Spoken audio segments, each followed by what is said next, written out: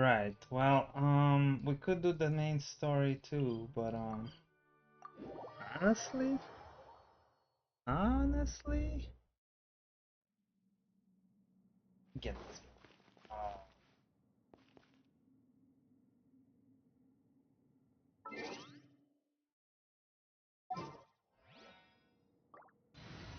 it's funny.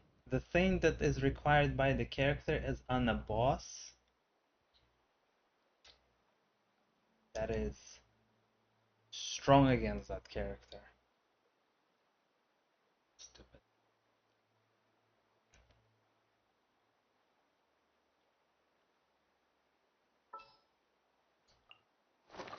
I knew you'd miss me.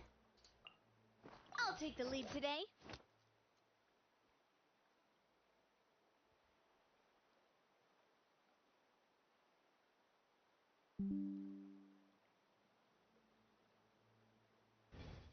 Normal main team.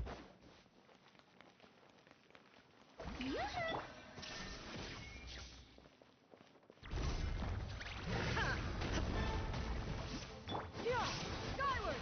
Scatter! There's no slow down, slow motion, perfect dodge.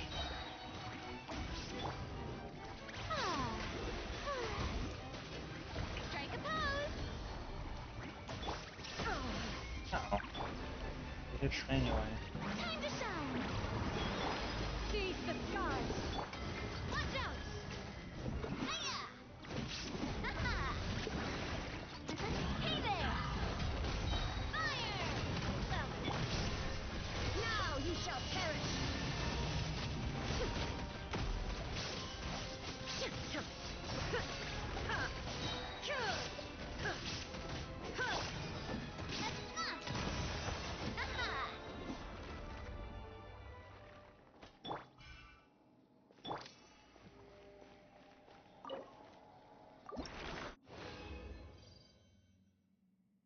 Two.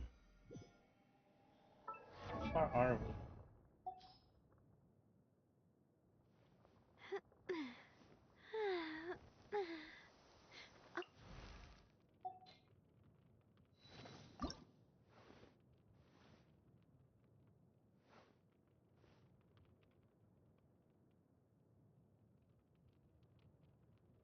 2 times 5 is 10, times 6, okay. We gotta fight him like 7 more times. Oh, but I also need to collect the roses, right?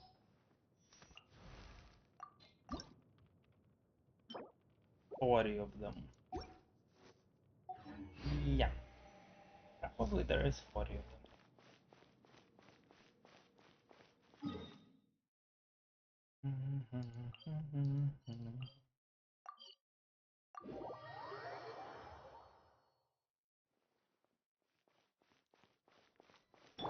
Yeah! Skyward!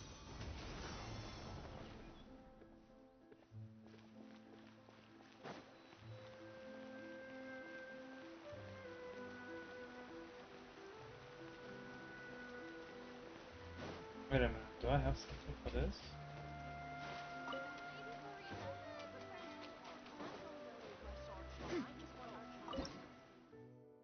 Holy crap.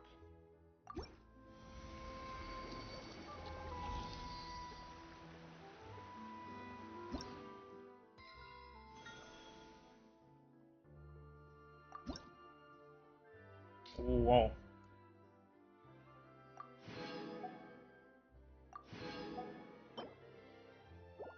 Okay.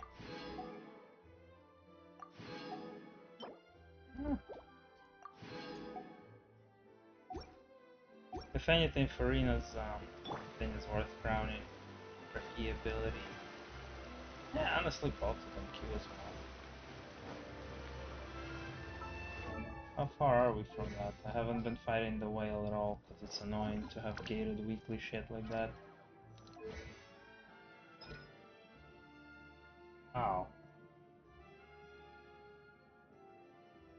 I can totally level up. Huh. Because this I have in abundance.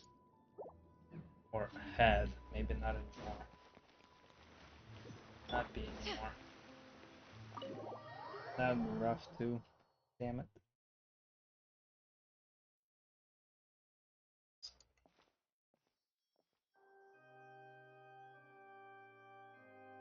Ah, Traveler and Paimon. Good to see you. I knew you two would come.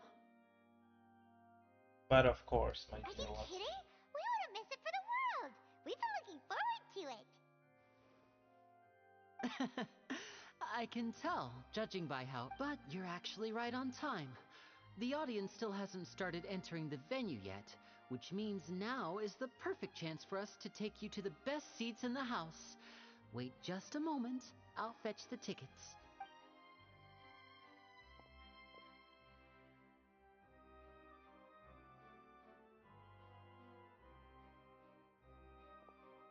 The Opera House has assigned seating, so you always have to make reservations.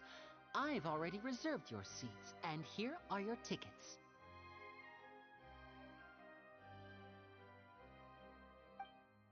Ooh, front row seats. Thanks, Lenny. Don't mention it. There's no need to keep thanking me. Hey, Lenny! Could you come over here and take a look at this?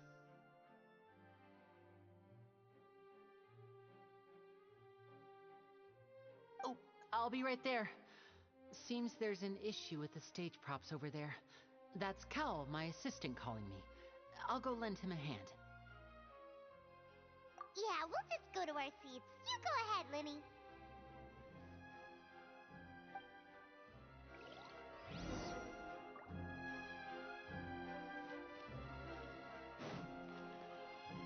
Feels a little bit like a Disney movie, but Paimon ruins it.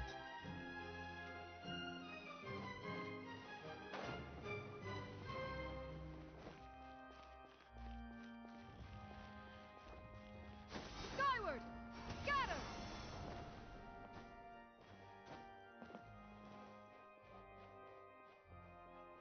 Next to the dragon? Oh, these should be our seats. Come on, let's sit down.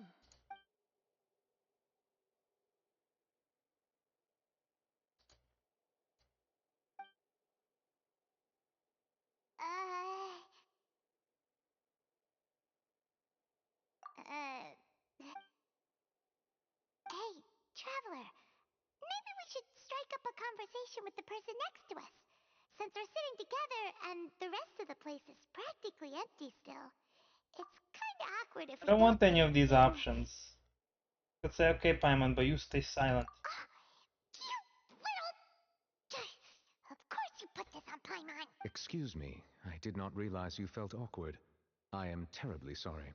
I would be perfectly happy to chat with you if that is what you would like. Oh, so you heard all of that, did ya? Boy, you sure have good ears. Paimon thought she was keeping her voice down. Wait, that's not it. Sorry. Paimon's the one who was being rude, talking under her breath like that. Let's talk, but, what should we talk about? Oh, Paimon's got it. You're also here early and sitting in the front.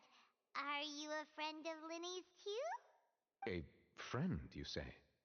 Well, if Mr. Linney would like to be my friend, I would be more than happy to reciprocate. Oh, so you're not friends with Linny then? Oh, this is getting more awkward by the second. No, it's not. It's fine. It's a Paimon here, normal we forgot to make her conversation. introduction. Kind of an adult thinks that way. Oh yeah, Paimon sucks. She's a weird hybrid child nonsense garbage. Where's the trash can? Take her out. Nice to meet you. Paimon is Paimon, and this is the Traveler. We just arrived in Vaudain. Say the name. It is an honor to meet you two. I have heard of your deeds across Teyvat. And as required by proper etiquette, I will also introduce myself. I am... Patrice mécanique d'analyse code and outline. Oh, Monsieur Nouvellette. Nervilette. What an honor it is to have you here to see my show. Nervous roulette? Isn't Nouvellette? Ah, Mr. Linney. I should say it is in fact an honor for me to see your performance in person. Wait, Nervilette?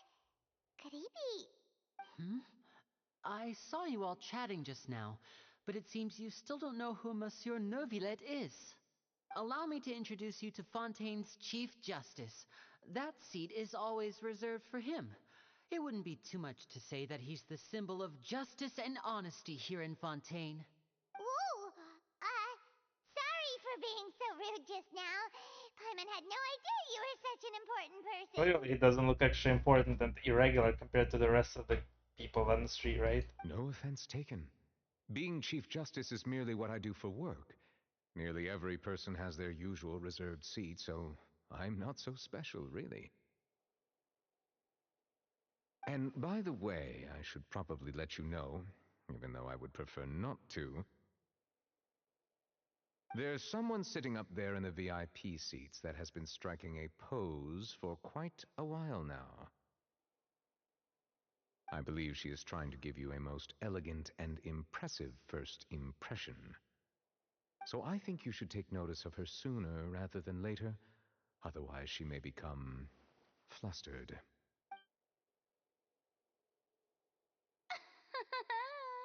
Huh? Oh, it's Farina, the Hydro Archon. Huh. She sure has a smug and satisfied look on her face. Guess she has no idea that you saw right through her act. Very good. That is for the best. No need to pay her any more attention. We may now enjoy the show. Huh? So is this what things are like between the Chief Justice and the Hydro Archon? All right, please wait just a moment longer. I've pretty much finished my preparations, and the performance will start as soon as the audience has made their way to their seats. Yay! The show's finally about to start! Paimon can hardly wait! Paimon's never seen a real live magic show before! Have I come to think of it?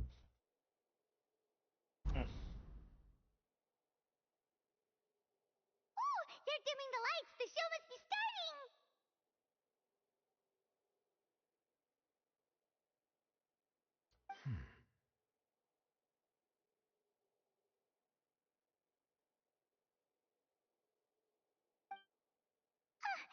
Sorry. Paimon will try to stay quiet.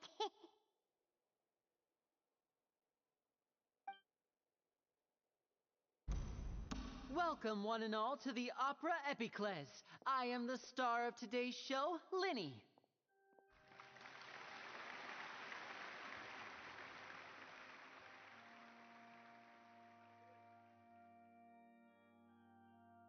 And over here is my sister Lynette, who will be working as my wonderful assistant. Please, let's give her a warm welcome.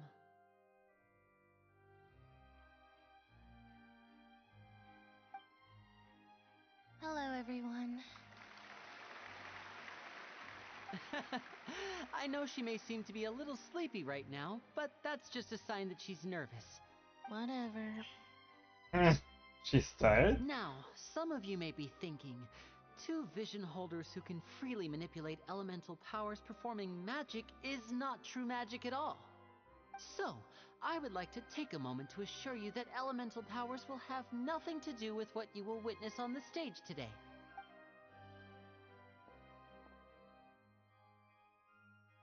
Both Lynette and myself have removed our visions for the show.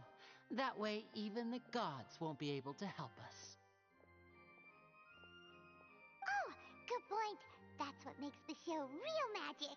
Now, without further ado, Shut let up, the Paimon. show begin. That's rude. Don't talk. Lynette will now exit the stage to make some preparations. I know you might miss her, but don't worry. She'll be coming right back on stage momentarily. Perhaps in an unexpected way. I'm sure she'll be stealing the spotlight soon enough. Yeah, she'll go get the Oh, and before divisions I forget, real quick. there's one more thing I should say. You never know what can happen in the blink of an eye. Can't believe everyone in their family gets a vision. A Every single magician's sibling. greatest skill is making things disappear. Oh, nice, or the real appear. cutscene. The possibilities are endless. I don't want subtitles though anymore.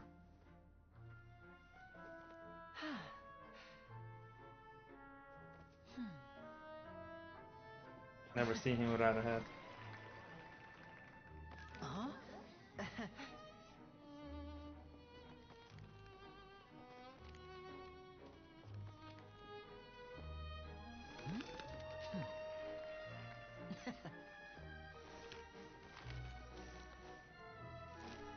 Just throw This shit on the isn't floor. what you came for. These little tricks, you've seen them all before. So it's time for something truly extraordinary, don't you think? This one's a little tricky. Paimon constantly flying is the best shit they have.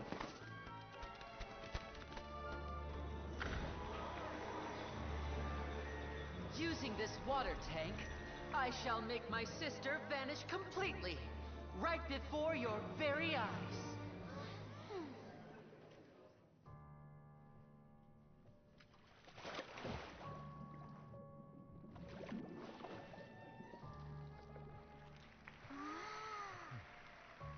It's actually quite simple. She'll just turn into air bubbles and float right out of the top.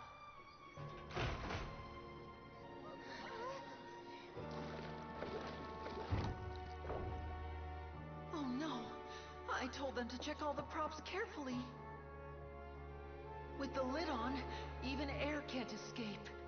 An amateur magician would be getting very nervous right around now. Luckily, it's me on stage, so let me show you what a true virtuoso can do.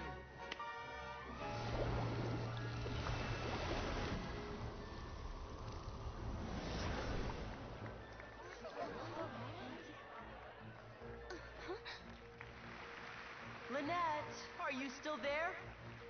Don't go too far. We don't want to use up all our magic. Hi, I'm back. Uh-huh.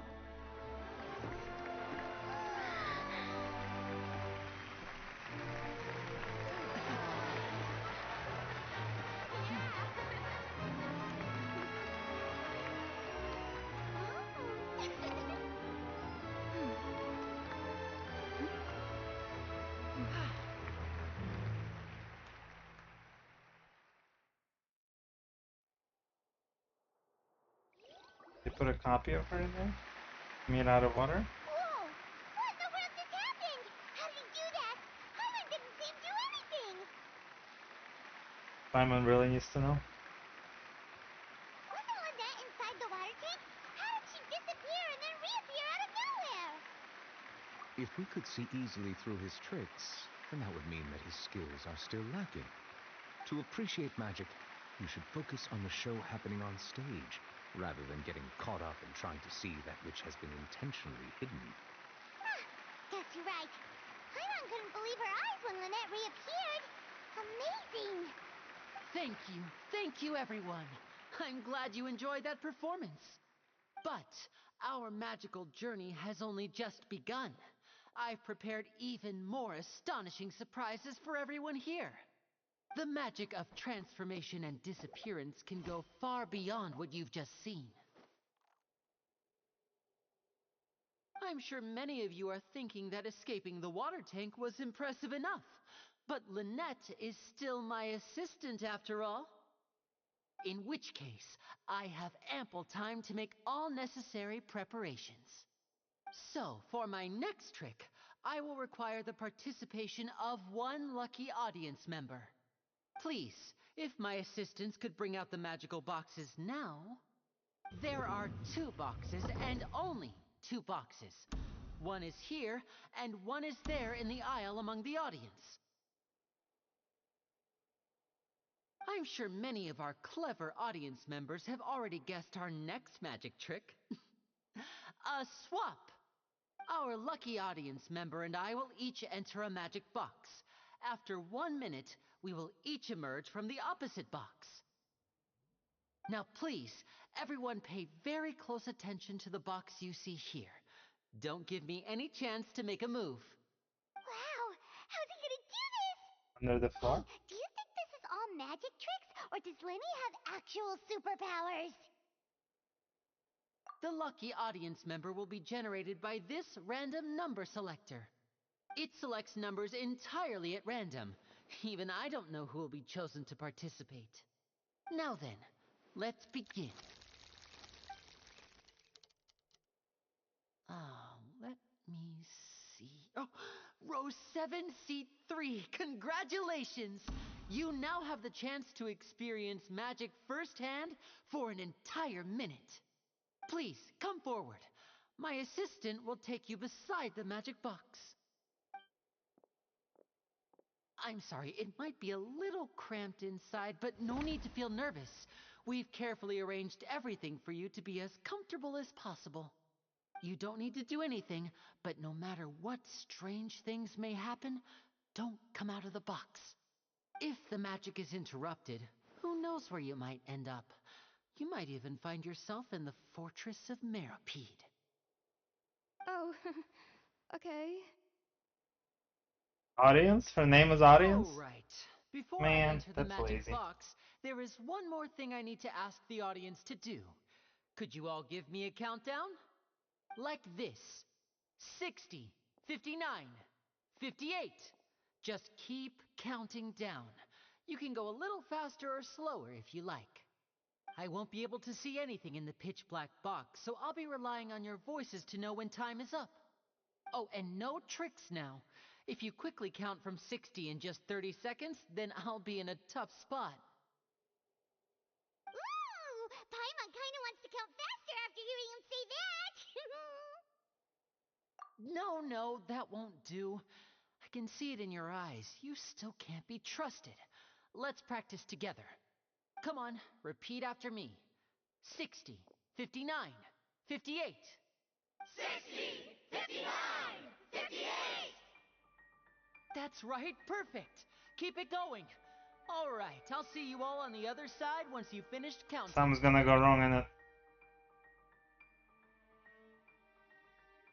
54, 53, 52? Huh? Why aren't you counting, Neverlet? I am counting in my head. I think things are exciting enough in here as it is. Merely a consequence of my identity and personality. Do not worry about me. Just enjoy the show. Oh, alright. You look so serious that Paimon thought you might be feeling uncomfortable or something. 40, 39, 38!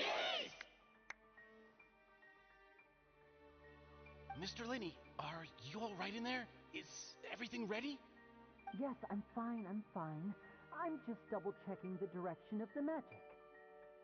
It would be a disaster if we get sent to the wrong places. For example, mid-air right above the audience.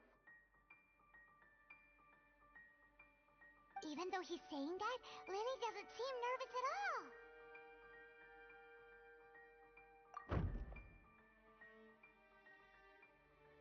You know, actual portals What exist. was that noise? Did you hear We've it been too? using them the whole time since day one. 4 years now of teleporting around. Hey, you at? Not sure. Anyway, it doesn't seem like anyone's worried about it. 25, 24, 23. What's wrong, Mr. Linney? I can still hear you moving in there. I seem to have accidentally knocked over a decoration. I'm trying to fix it, but it's pitch black in here. I can't tell left from right. Never mind the decorations. There's no time for that. The show is what's important. No, that's unacceptable. I want my show to be perfect. Don't worry, we still have 20 seconds. Ren I'm Alexis. counting. What? Hello. Appreciate that follow. How you It doing seems today? Things aren't quite going as planned. I apologize, everyone. Huh. It Not seems kind like you're all starting to count faster, but that's all right. I know it can be tiring to do such a long countdown. 10 seconds and change is still plenty of time.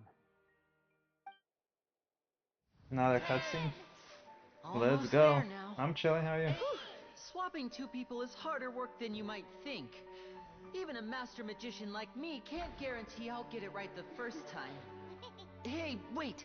Is this the back one? I can't tell. They both look the same inside. Huh? No, that's not it. I'll try again. 7. Hey, slow down! Honestly! 5. 4. Lumine's voice. Whoops! That doesn't count! 0.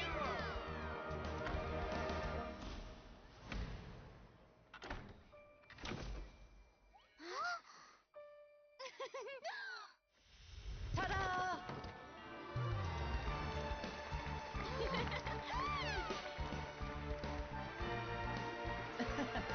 Where's the assistant?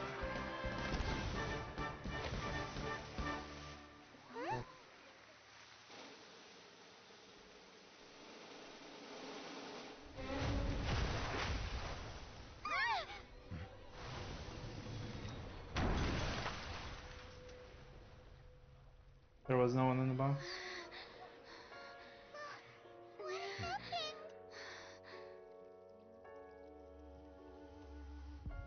Oh, there was someone in the box. Huh. Huh. What a twist. Huh? Is this part of the show? Mr. Lenny, you're going to use magic to fix the stage now, right? What happened? Oh no. Maybe this isn't part of the show. The girl was still in that box, right? This performance is over. Medical staff with me. Guards, secure the scene and detain all the performers. Seal the exits. No one is allowed in or out at this time. Yes, that's right. If this was just an accident, then we must investigate the cause. But if this was all part of some scheme, then those accountable will not escape the judgment of the God of Justice. No need to be alarmed, you two. We'll get to the bottom of this soon enough.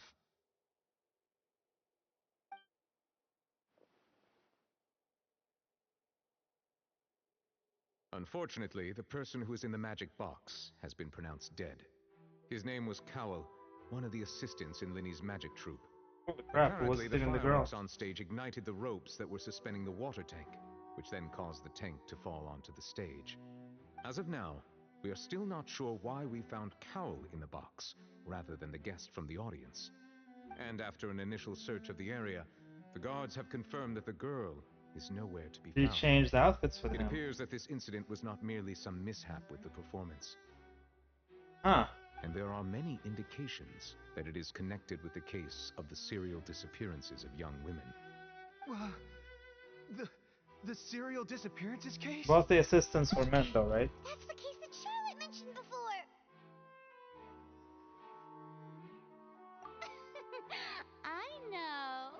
I know the truth.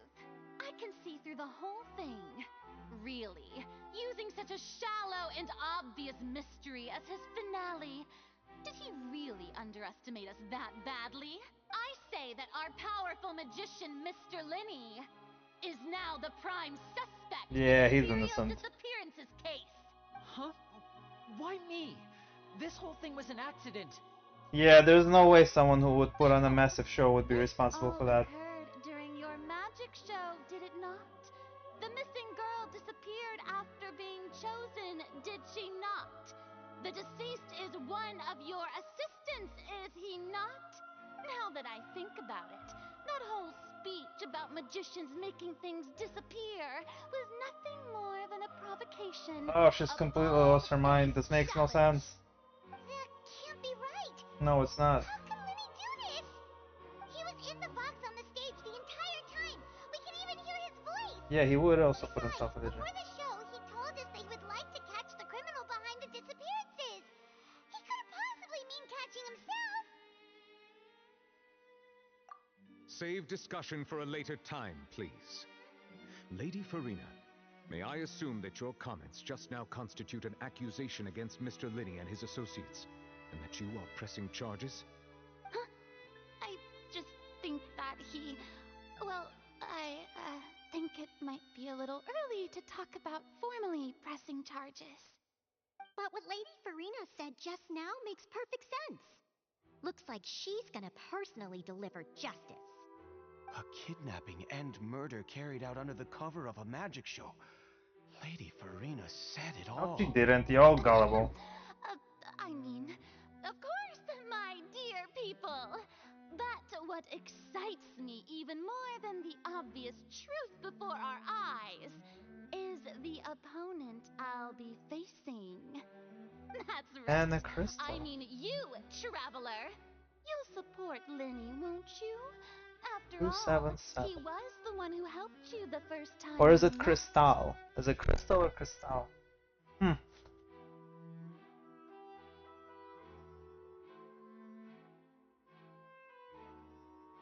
But yes, appreciate your follow.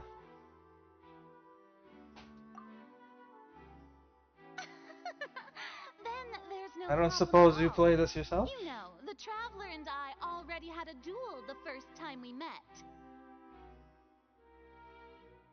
But with Linny's help, our little duel ended in a draw.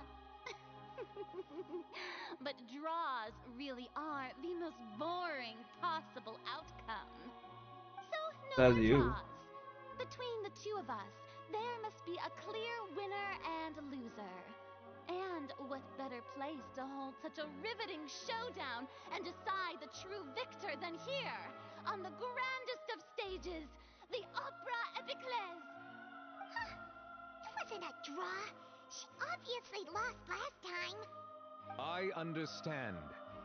Charges have now been pressed, and as such, a trial is in order. Well, traveler, seems Lady Farina has set you in her sights. But putting her dramatic rhetoric aside for a moment, I would like to ask you, are you willing to act as Mr. Linney's attorney and defend him in this case? Oh, for Very sure. well. The trial will be held a day from now in the Opera House. Both sides may investigate the scene to build their cases and search for the truth. Linney and his troupe are all potential suspects and shall remain within the Opera House. The audience may begin to leave in an orderly fashion once they have been cleared by the guards. A day isn't that long. Let's see what kind of case this big shot outlander can build in such a You short have no amount of idea who time. you're messing with. There's a real human behind this. I'm really Oh, I guess that doesn't looking matter. It's not forward AI. It's to all hearing scripted anyway. it. Shit.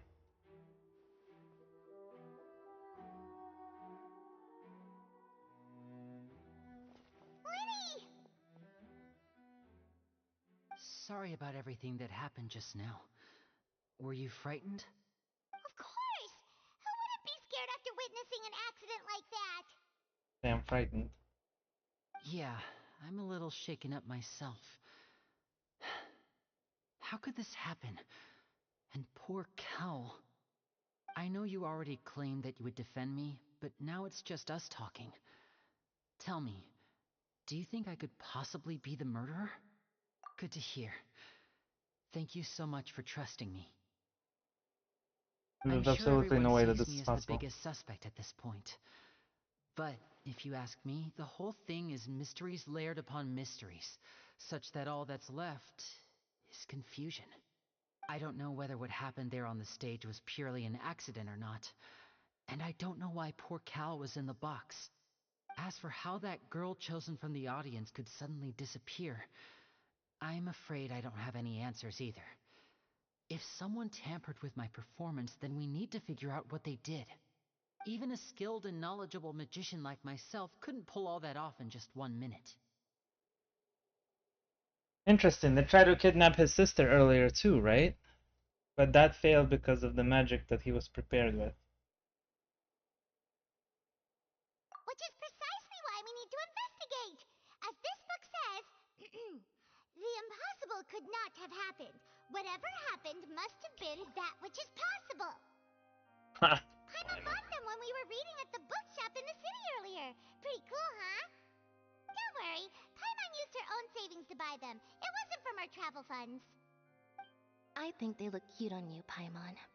You have good taste, Lynette. That's the right attitude. Feeling depressed isn't going to help me now. I need to get back to my normal self. But with the guards watching our every move, it's going to be especially difficult for Lynette and I to prove our own innocence. Good thing you agreed to be our attorneys. Thanks for that. We'll be counting on you. Yes, thank you so much. Yeah, just leave it to us. Oh, since we're going to start investigating, Paimon has a question first. Where did Lynette go during the performance? Ah, well, I'm afraid that would involve some of our essential trade secrets as magicians. The secrets behind our magic are past saving, Linny. I suppose you're right. The truth behind our tricks is going to be important evidence that will be weighted during the trial. 'Tis truly a pity. As a magician, our magic show is a work of art. We've poured countless hours and spared no effort in perfecting it. But if revealing our secrets will help you uncover the truth behind what happened, then it will be well worth it. We should go somewhere else if we're going to discuss our magic tricks. We'll go speak with the guards, and in the meantime, you can go investigate the stage and the seating areas. Alright, let's go have a look while the investigation teams are still here. Detective Paimon is on the case!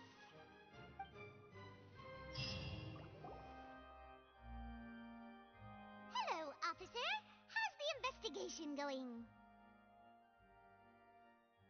Ah, I see. You must be the traveler that Lady Farina mentioned. Listen, I'll be perfectly honest with you. I'd avoid getting mixed up in this whirlpool of a mess if I were you. Huh? What do you mean? Come with me and you'll see. The deceased is one of Linny's assistants, named Cal. Even though he hadn't joined the troupe long, he was hardworking and everyone generally liked him. The assistants are usually in charge of setting up and inspecting the props, as well as assisting with the show and keeping the crowd engaged. As you probably saw when you were in the audience, the water tank suddenly fell and smashed the box with Cowl inside it. This is the real mystery. We've already searched the scene and were unable to find any traces of the girl. However, if you look carefully, the box was positioned directly under the water tank. The ropes holding the tank were then burned by the pyrotechnics on stage, causing them to snap. All these factors lining up so perfectly makes it hard to see this as a mere accident. If anything, the more logical explanation is that the whole incident was intentionally planned, and Linny is the most likely person to have I disagree because it's his show and he wouldn't do this to himself. Are you Yeah. both good friends of his? Well, you can't say we're good friends, but we've known each other for a little while. So in just a short time, he was not only able to win your trust, but even convince you to act as his attorneys. I know there's no such thing as magic. The real trick of a magician is holding the audience in the palm of their hand. I've seen a lot of cases, and I can tell you that people are the least reliable kind of evidence. Your people, you're not reliable right now. Diverging your ability to inspect, you could be the one behind all this. Sorry, I tend to be pretty straightforward. Just know that I'm warning you for your own good. No, you're Anyway, you may deterring, investigate the scene of the crime yourself, which makes you if you're curious. suspicious. Who knows, maybe you'll be able to come up with some new evidence.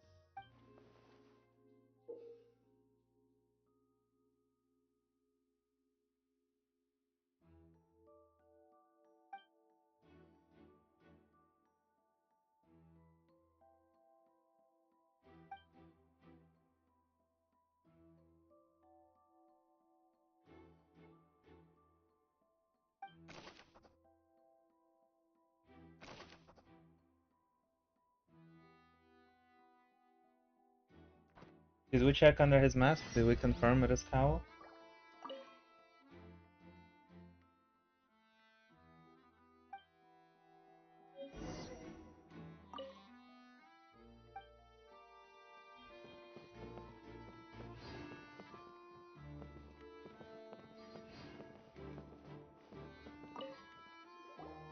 So this is the rope that broke and caused the water tank to fall.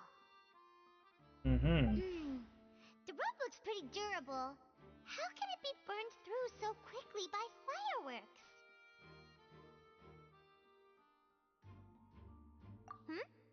Why are you suddenly so serious, traveler?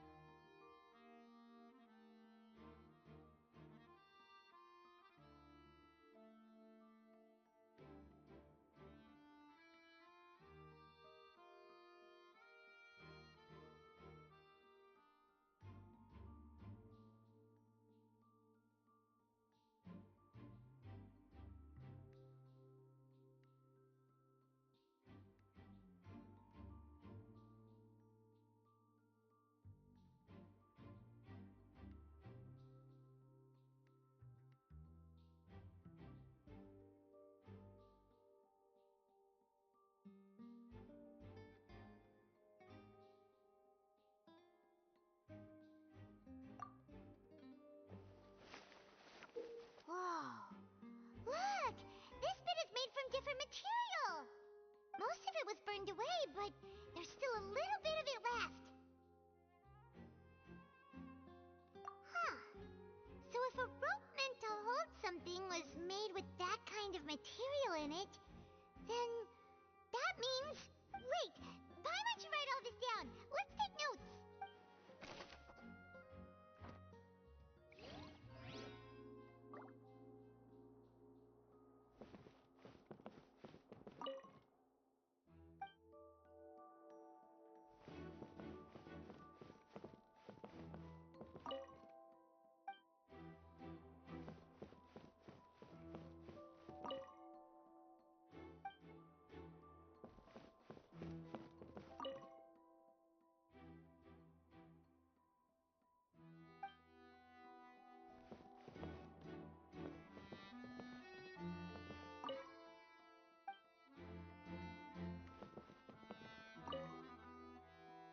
Go ahead, have a look around. In the end, we're both after the truth.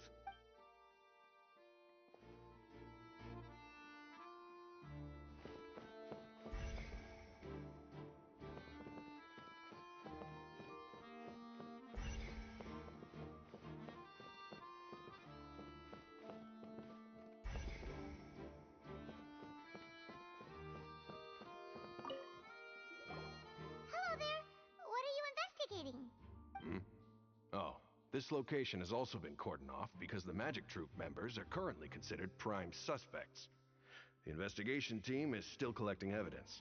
The seats were all booked in advance, so we were able to deduce the missing woman's identity by checking the guest list. Sure, it's not like this is confidential information. We will publish it later anyway when we petition the public to help us find the missing person. Her name is Halsey. She's a painter from Fontaine who's made a bit of a name for herself. Apparently, she wasn't a regular at the Opera House, but she'd been feeling some pressure with her work lately, which made her decide to come see the magic show. The Magic Troop members all claim not to know her. We have looked into her social connections. It seems that she has no personal grievances or conflicts of interest with the suspects. Simply put, she wasn't related to the Magic Troop at all, which matches the features of the previous serial disappearances. Were the victims of previous cases also chosen at random? That's how it seems. Yeah, I to don't us, have a in any VTuber. case. Apart from the fact that they were all young women I don't around think same the age world range, and every there really weren't content any creator other needs to connections turn between into a them. VTuber. Why do I need to be one? Okay then.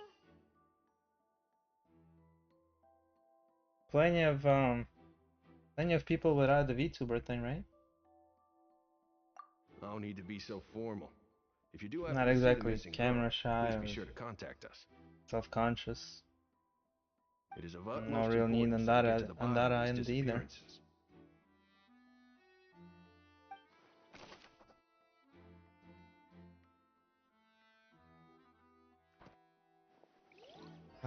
Tectone, MTash. They're not VTubers. Asmongold.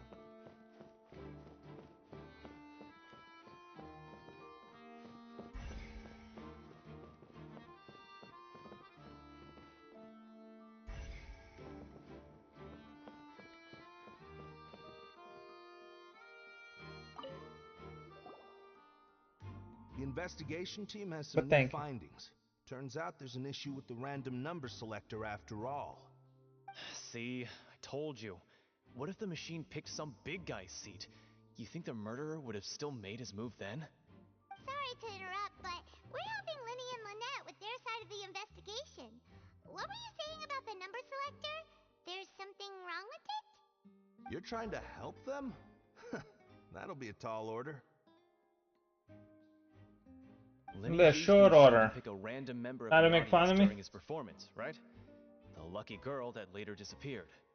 Well, we thought there might be a serious problem with the machine, so we had it taken away for further inspection. Oh. It turns out that the seat number it picked wasn't random at all. The machine picks that same number every time. I'm sure you already know that you have to make a reservation in advance to get a seat, regardless of whether it's a trial or some performance. In other words, Linny knew who would be sitting where from the very beginning. That much checks out. Linny reserved our seats for us too. Bet you see why I was saying it'd be tough to make a case for Lenny. Even though it's bad for Lenny's case, Paimon had better write it down. No, because everything else was rigged. Someone who wanted to kidnap her surely rigged it. Does not make him guilty of that.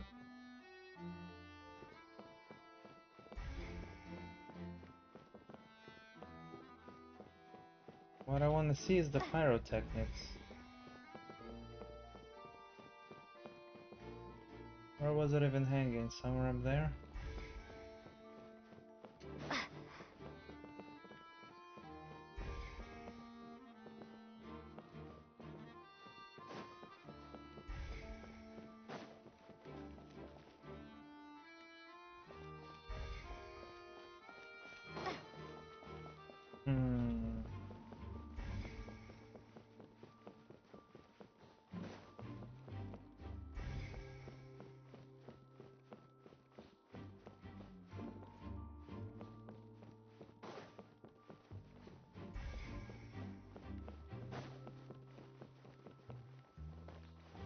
Let's check her seat.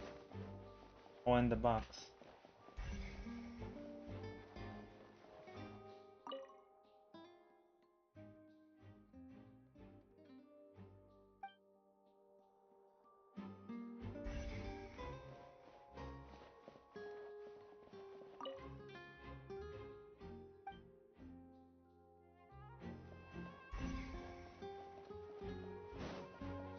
I'm gonna check her seat first.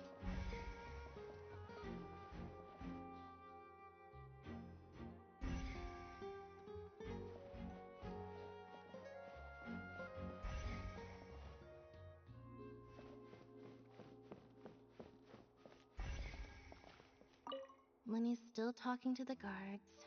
It seems he'll have a lot of explaining to do. I think someone will be assigned to monitor us later, but that's alright.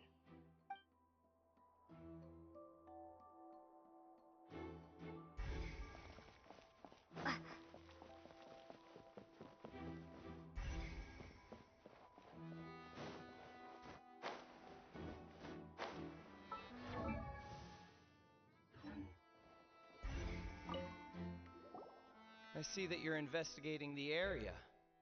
Well, it just so happens that I'm interested too. If you find any new and interesting leads, be sure to share them with me, alright?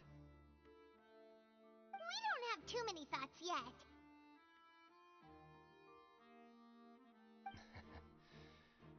Then why don't I tell you my hypothesis first? The way I see it. And I'll start it with that loud thud. The thud? Oh, you mean the sound that happened during the countdown? Yes, exactly. It wasn't terribly loud, but I suspect that most people heard it. It's just that everyone was awaiting the results of Lenny's trick with bated breath, so no one paid it much mind. But now that the incident has happened, the thud has become an important clue. That makes sense. So, what do you make of it? I'm of the opinion that it may have been the sound of Lenny's accomplice, Lynette perhaps, jumping atop the water tank or something like that. And when the pyrotechnics went off, she cut the rope, sending the water tank crashing down. But wasn't the noise we heard too loud for that? Perhaps the balance wasn't right, leading to a particularly rough landing. Oh, that's true. I suppose I must reconsider. That does remind Paimon, though.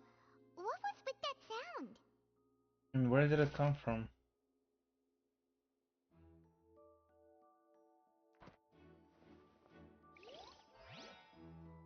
Didn't Lenny say he dropped something?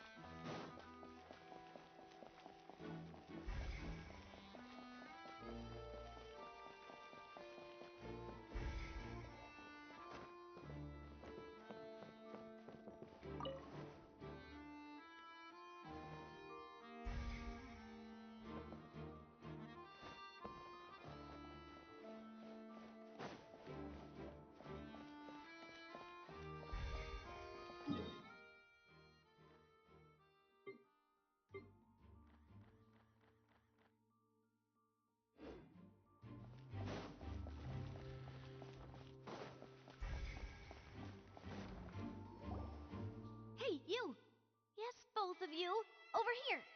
I've been keeping an eye on you for a while now. Huh? You mean us? That's right. If I'm not mistaken, you're also among those who wish to cut down the thorns and pursue the truth. No? And by the looks of it, you're not from Fontaine. Well, you're right on the moor about that one, but who are you? Well, we know who she is. Navia.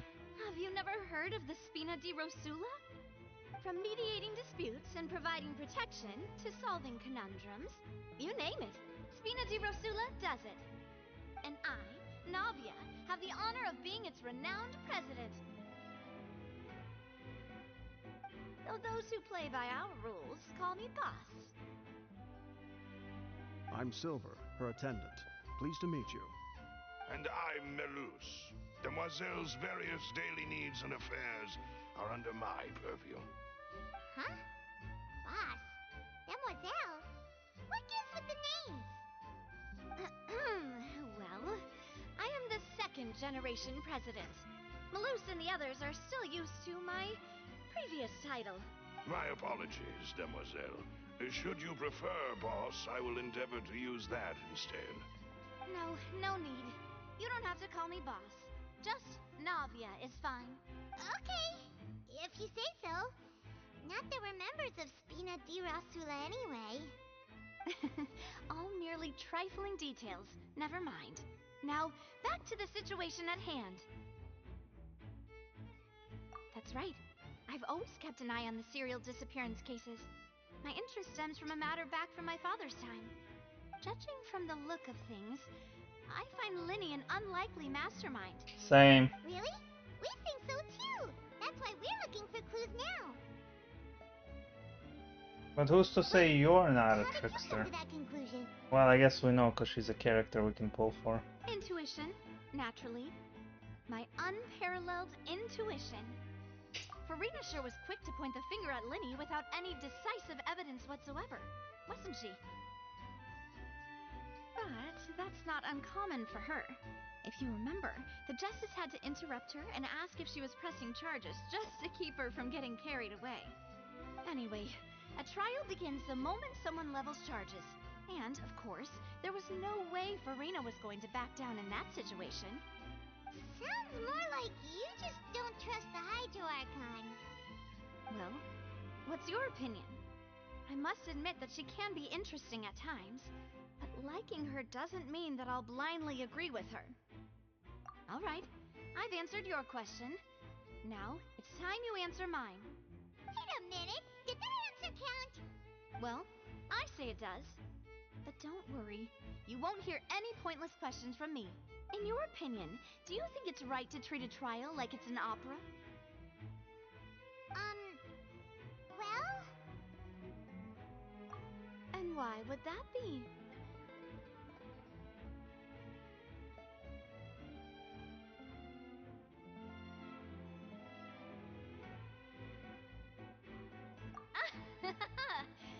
See, Silver and Melus?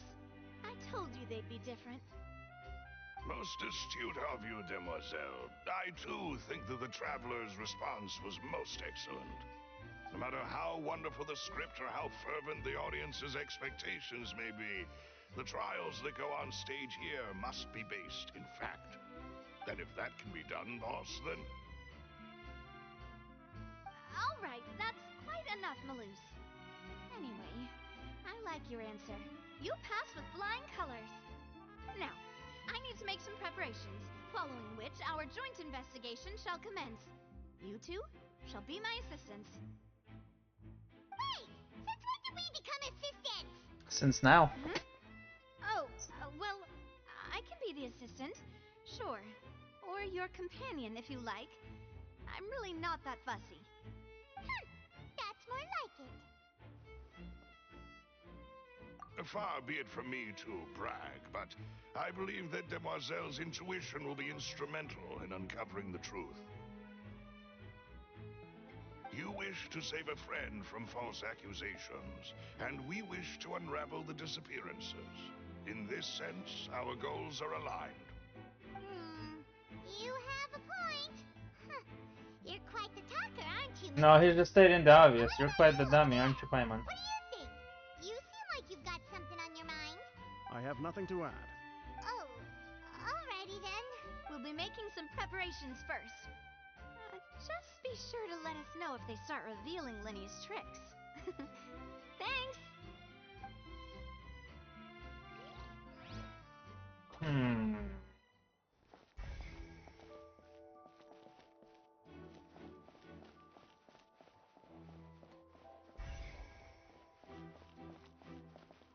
Oh, Tristan.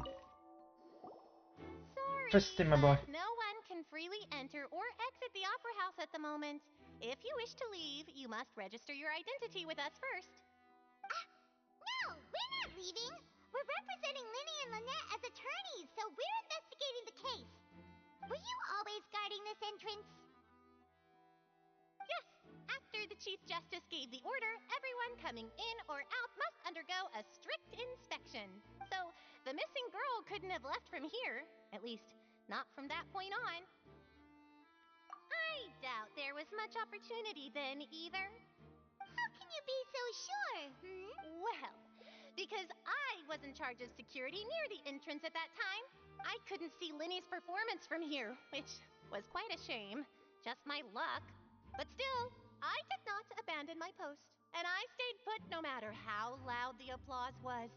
If someone had so much as even approached the door, I would have noticed it, let alone if they had tried to leave. Unless We Melazines are good at that sort of thing, you know. they were wearing the It's disguise. safe to say the girl couldn't have left through here. The girl couldn't, but a disguised person saying they were This'll be useful info. part of the something, of the truth. We saw the disguised person leave. We know the girl switched places, even though she was in that seat ahead of time. We know the girl herself must have orchestrated this, right? Let's go see, shall we? Ooh, things are getting interesting, huh? We're about to see how magic is made. Got him!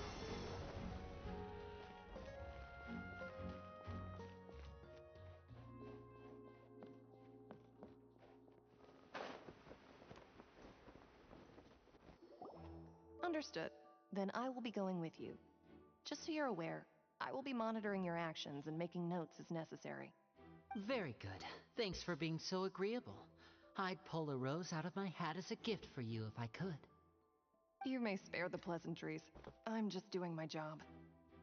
Yes, she is. Yes, sorry, Bob. You've arrived. Who's this?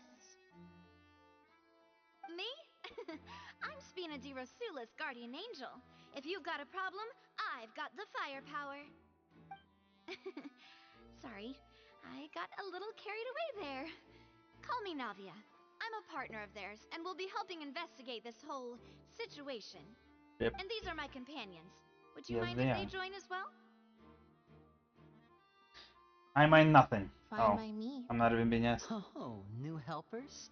I would be most grateful. Well, let's just say we're tagging along. It's not every day you get to see the secrets behind magic performed on such a large scale. I appreciate your kind interest. Come with me. We'll be heading below stage.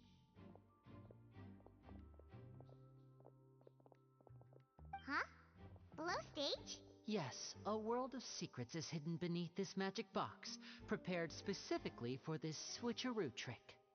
But before I reveal everything, you should have a look first. Notice anything strange here?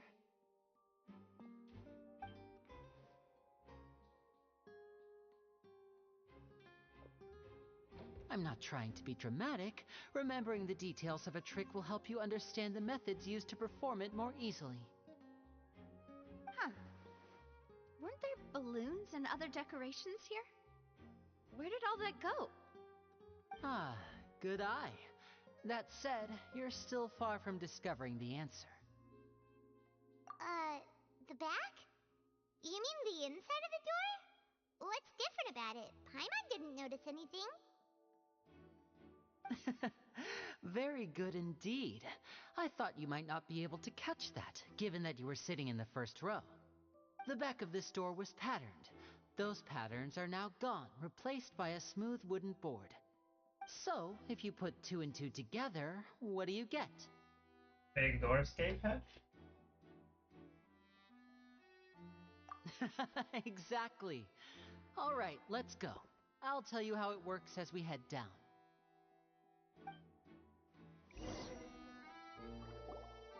Oh, so there was a passageway under the magic box!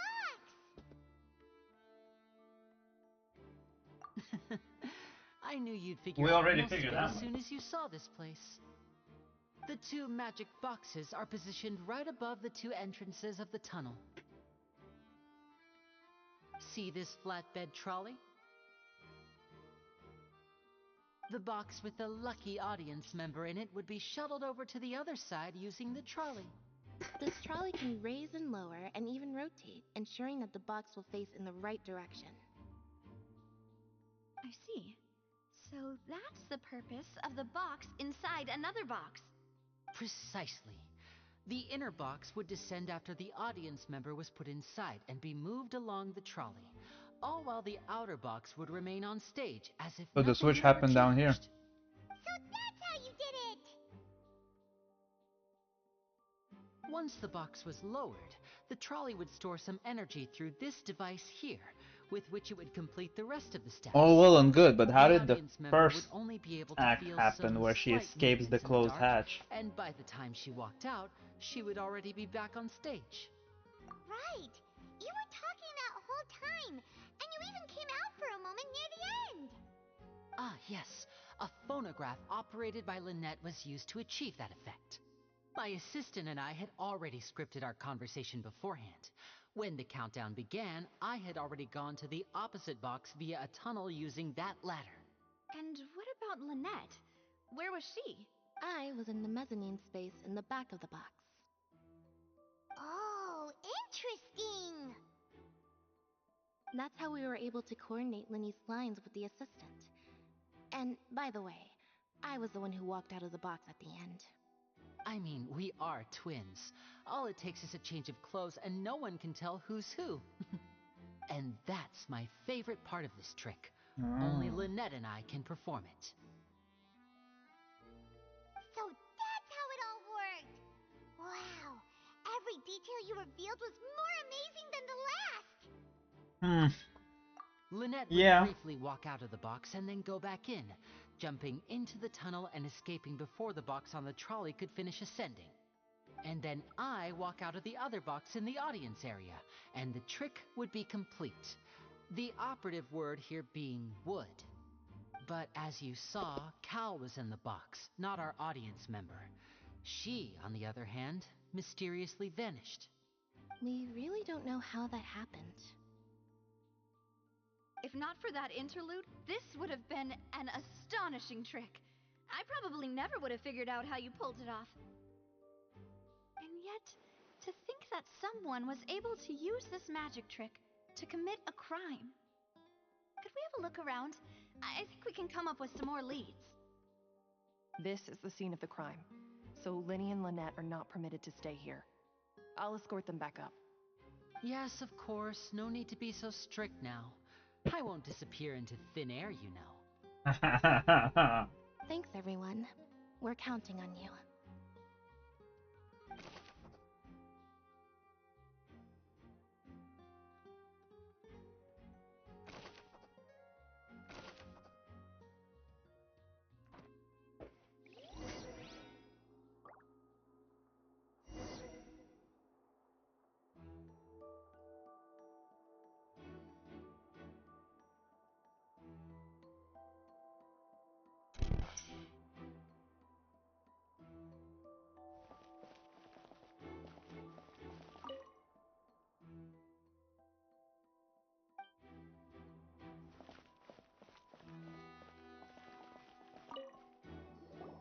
The floor is wet. Please be careful not to slip.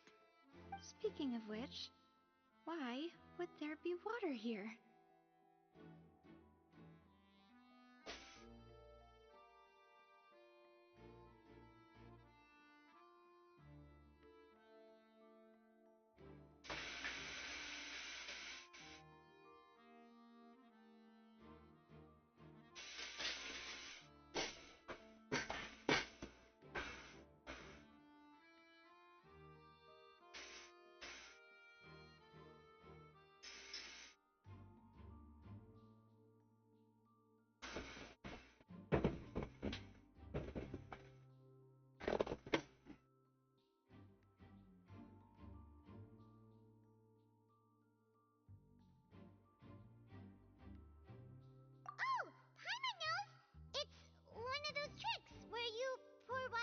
the jug and then flip the jug over only for the water to disappear?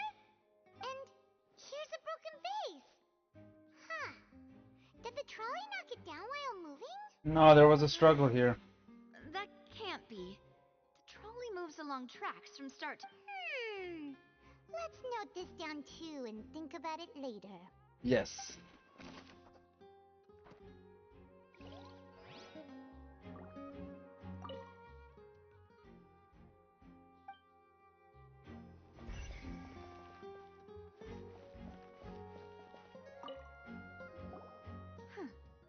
What's this? Looks like a hook tied to the end of a rope. Huh? There's all kinds of odds and ends here. Perhaps it was a prop for a different trick. But why would it have been left here? Whatever it is, let's make a note of it first. This is probably the real piece of rope that was supposed to hold the tank. Somebody cut it and replaced it with a bad wire so that it would burn up. Which is why Lenny wouldn't mention it, because he didn't know this happened. Okay.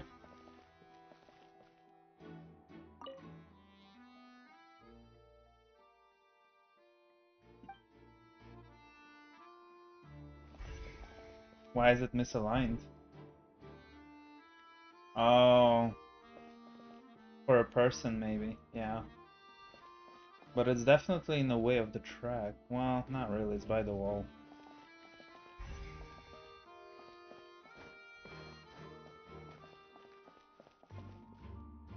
Ah.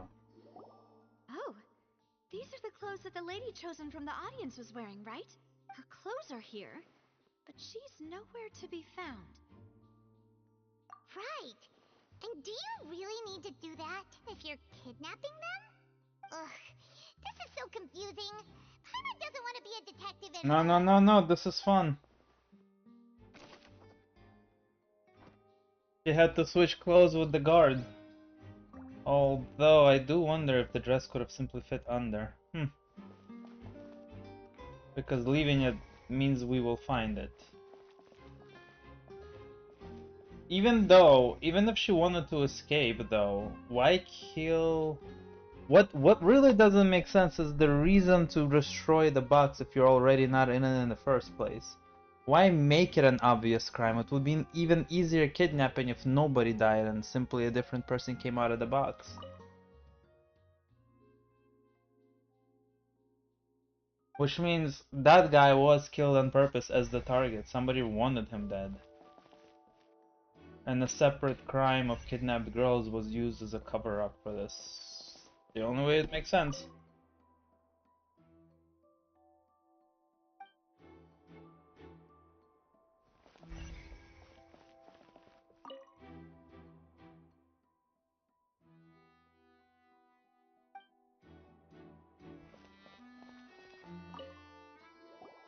What is this place? It seems someone could fit through here.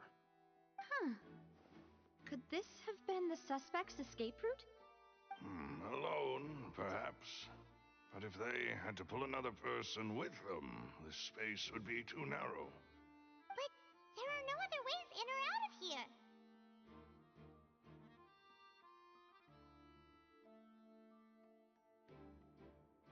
Walked away really fast, which means that assistant and the girl are one and the same regardless.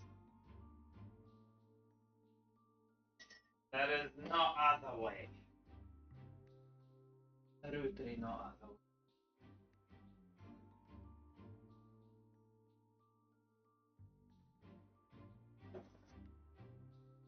Oh, true.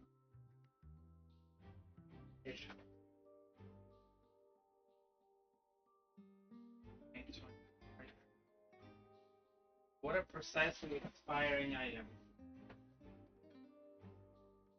Mother.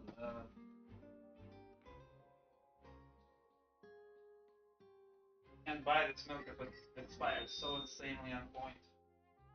Or might have expired earlier. Terrible.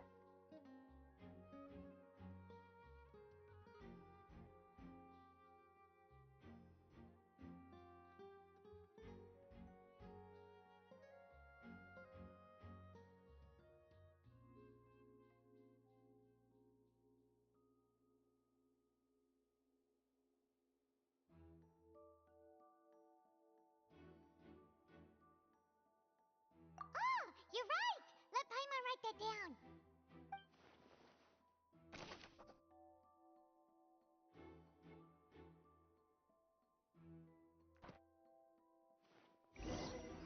She left on her own, man. We're just about done investigating down here. Yes, let's head back up.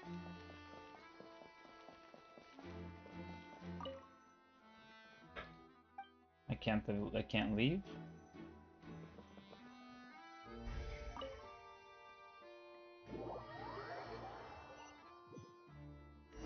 I'm okay, thank you. Well, we've ascertained the state of the crime scene. Let's find a place to sort out our findings once Malus returns. Seems to me that there are several things that don't add up here.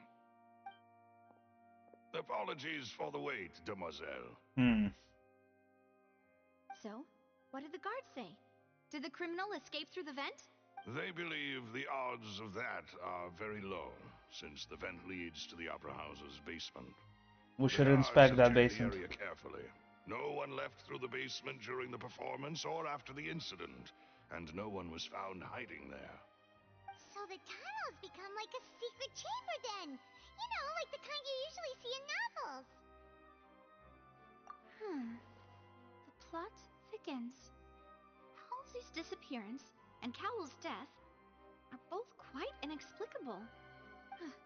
No wonder Farina was so confident in her accusation. All the current evidence points toward Linny and Lynette. No, it doesn't. In other words, the charges are very likely to be upheld unless we make some considerable progress. Charges and then trial. So if the charges are upheld, they'll announce a sentence? That's right. This is how a trial goes in the Opera House. During the proceedings, the Chief Justice and the oratrice will hear statements from both sides. That's right. This is how indemnitium is produced. The statements from both sides, the defenses from attorneys, witness testimonies, and even the audience's emotions will all be projected on the oratrice. To put it simply, it's as if the oratrice has its own will, and is a judge in its own right. This also precludes any kind of favoritism on the part of the Chief Justice. Not that this has ever happened anyway. Once both sides have finished speaking, the Chief Justice will make his final decision. This, too, will be used by the oratrice as a reference. Then, finally, the oratrice will be consulted by officials. The result it returns is the will of justice itself. Huh? So that machine is the one that actually decides? Paimon thought Neuvillette called the shots. In practice, there is very little difference. Both have always come to the same judgment. Yes, the guards also asked me to convey that none of us will be allowed to leave this place before the trial. Huh? Sure. Why? Because we've chosen to act as the twins' proxies. That makes us persons related to the case. They're concerned that we might be colluding with outside parties, or that we might find outside help to disrupt the case. And even if that were not so, it could prove problematic if we happen to spread key information about the case ahead of time. I'm ready to break out at any time. Whoa! There's no need for that. Paimon thinks they have a point. That said, are they providing food? Of course. I just hope you don't mind the lack of options. I'm afraid that catering to all tastes is not in the cards, nor is any guarantee of balanced nutrition. In that case, let's just sort out our findings together here. Pity. I was hoping to take you to try some of Fontaine's famous desserts, too. I mean, what better way to properly think through our findings than over some tea and sweets? I actually agree with her. Sweets and tea is the amazing way to conduct research. Just kidding. Paimon will still do her best, even if there are no snacks. What do you mean, no snacks? Of course we'll have snacks. If we cannot buy some, then we'll simply make some. Huh? Here? But how? Understood, demoiselle. Everyone, please come with me. Oh, I guess because it's a massive place that has a working kitchen, that actually makes maybe sense. Wait, you're carrying a portable stove with you? Or that. Yes, I must be prepared to meet the demoiselle's baking needs whenever the fancy strikes her. I have eggs, sugar, and almonds at the ready.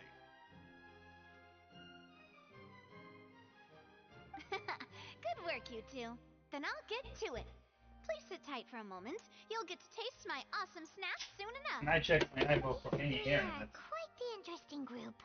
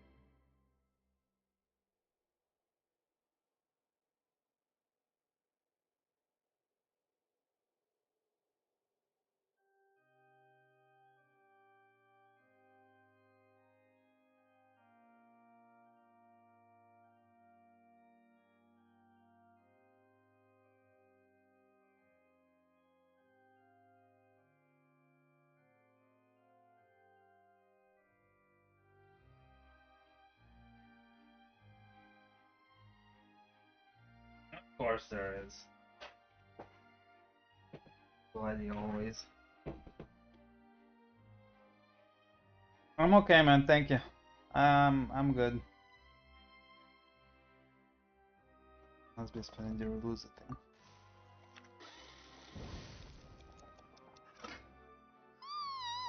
And Paimon thought it smelled good while it was still in the oven. Holy crap! It's even better now.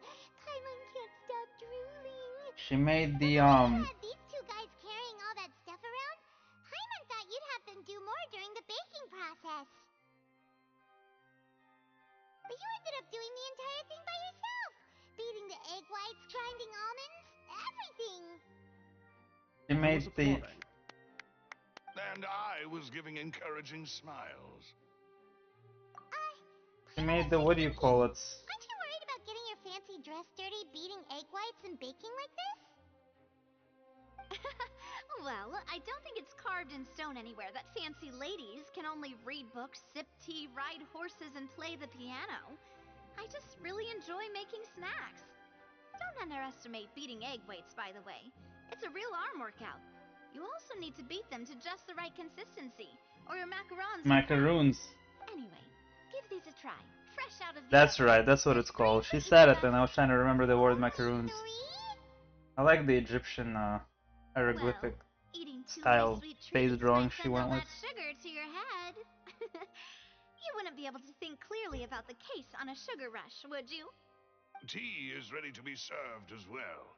This is Demoiselle's favorite. No need for concern. I'm merely doing as I should.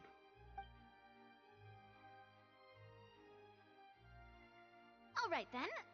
Down to business. As Paimon mentioned previously, the tunnel seems to be something of a secret chamber. However, we can assume that Linny and Lynette were not alone within it. Some criminal also occupied its sealed confines. The magician twins could have committed the crimes, of course, but they lack any logical motive. Exactly! Why would they do such a thing right when everyone was watching? The flower vase and the thud we heard during the performance could indicate some altercation between Halsey and the criminal in the tunnel. Exactly what I was thinking. The shattering of the vase, the discarding of her clothes, and her abduction. Now, The criminal thought that since she was chosen from the crowd, she would be too easy to identify if she was still wearing the same clothes. Paimon thinks that makes sense, but the real trouble is... True. None of the clues we found thus far support the existence of this third person. they would have to wait for Linny's carriage to pass. The only people left to consider are both technically victims, whether it's the missing girl, Halsey, or poor Cowell. Huh. Could Halsey have secretly made modifications to the magic props in order to murder Cowell before making her escape? Did she have no way? Maybe she understood and predicted this to begin with. She's a famous artist, right? Surely she has an interesting mind. Although it's true she might not have known the exact specifics of this one. Her being the one to leave in the outfit after changing, though, very on point. That's right. And even if she had tampered with the setup, she would need to understand the entire trick to pull it off. Not an entire trick. She just needs to know that she won't be somewhere for a while. The guard said that she has never had any dealings with the Magic Troop's members. Were we not thorough enough in our search? From the sound of things, this is turning into an impossible case. Your macarons are amazing, though, Navia. They smell great. They're nice and crisp and super sweet. No. They are my specialty, after all. And I see you already had 5 of them. What if she didn't need to know the magic trick? What if Cowell, the deceased, was the one who tried to kidnap her? Would she have won the fight? At my age, a few less Knocked him out? actually be a good thing. No. Being greedy is one thing, but Paimon knows how to count. Or were there 3 assistants? Paimon knows that if she ate too many, then others wouldn't have enough.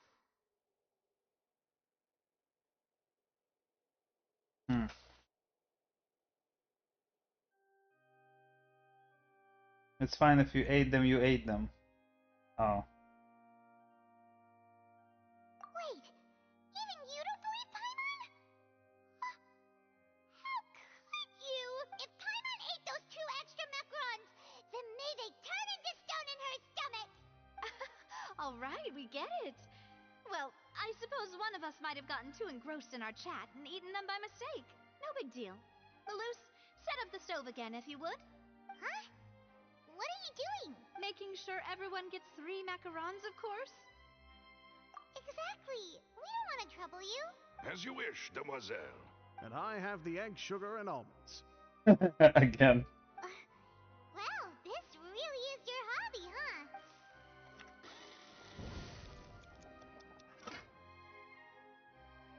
Well, that's it for snack time. I'm going to have another look around the area. I don't know what we're looking for yet, but we've still got some time. As attorneys, I suggest the 2 of you think the case over again. I know that I know 2 things. I know she used the vent to escape. Alright, thanks for your help, and for the snack. No. I know 2 things. I know that she changed clothing with the guy. Nothing. A small task for the Spina di Rosula. Silver, Malou? And was on stage I'll be back if I when find the anything box new. was supposed to open and left before it opened, before the thing fell. So we know that she switched clothing, walked out, and knew there was going to be a disaster. Her knowing preemptively that the box was going to shatter and leaving in a hurry is interesting. A third possibility is, what if she was somehow murdered or dissolved in the same way as Lynette dissolved herself while inside the water box, where only the clothing was left?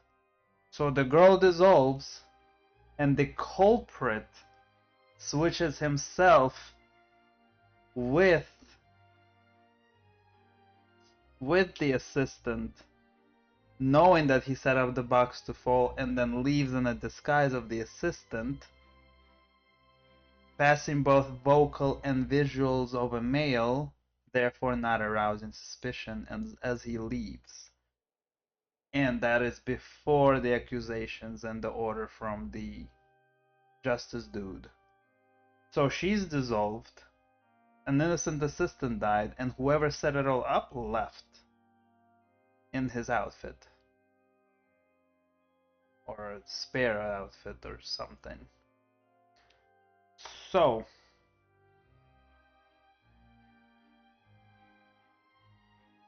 how could one dissolve and reappear if Linny could do that? Could this girl also do that? Hmm.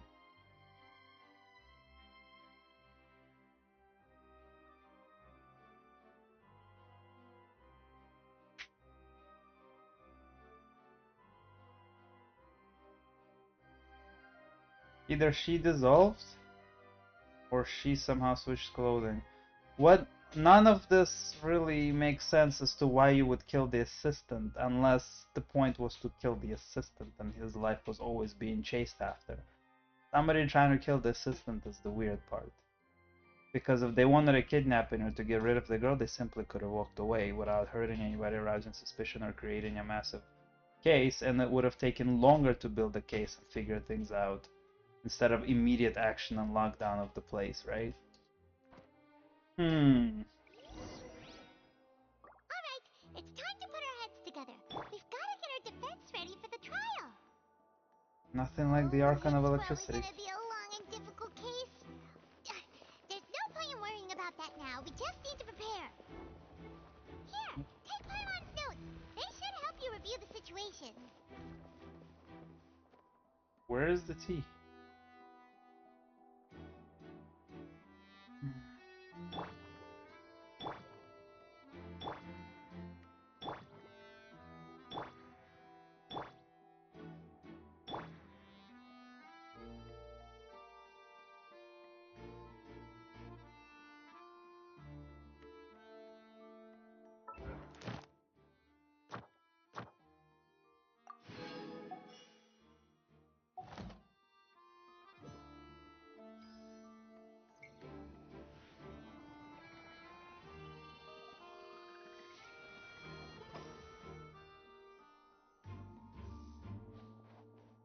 Oh, we had our popcorn snack, I suppose.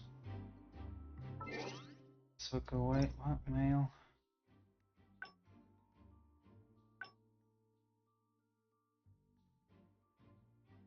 I don't do their service because they never respond or take into account what I like. So their surveys are kind of pointless if they don't listen to us. Why give us the option?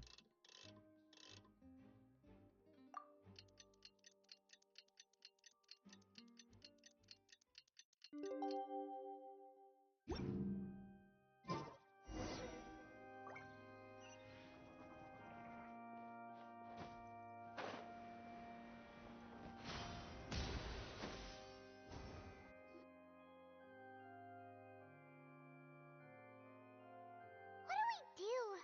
The whole situation is so confusing. Good plan. Impossible things don't just happen. We'll get to the truth one way or another. Just relax. Even if everyone else suspects Lenny and Lynette, at least we will be supporting them from the stands. Besides, I doubt Farina understands any more about what happened than we do. Thanks, Navia. Well, we'll be going then. Best of luck to you.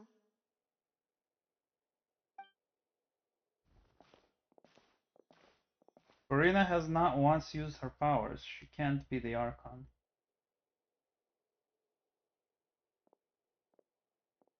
Ah, finally, you're back.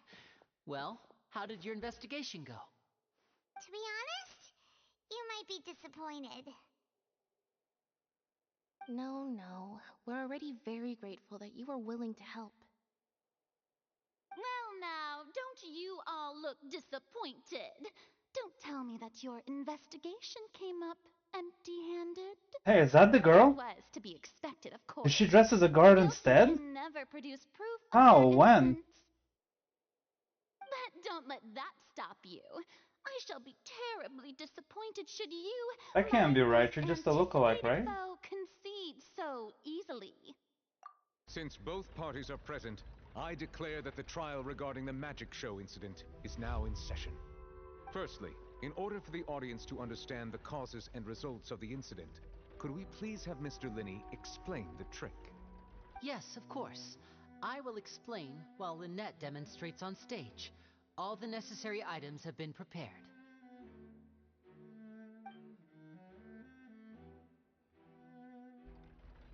Thank you, Mr. Linney. In that case, I take your statement to be that you ran to and remained hidden within the magic box in the audience stands once the trick began, and thus could not have committed the crime. Is this correct? Yes, that's correct, Your Honor. In that case, I call upon the prosecution. Lady Farina, do you wish to refute his statement in any way? Why, of course I do. Allow me to take the first shot and break this case wide open. Mr. Lenny is clearly lying. Oh my god. There is no way you could have been in the box the whole time if you were to abduct Halsey and murder Cowell. In fact, I'd say you were hardly in that tunnel at all. That is simply your hypothesis based on the presumption that I'm guilty. Oh, is that so? And if I may ask, what did you hear while you were inside your box? The roaring countdown of the crowd, of course. That's how I kept track of the time and built anticipation for the finale.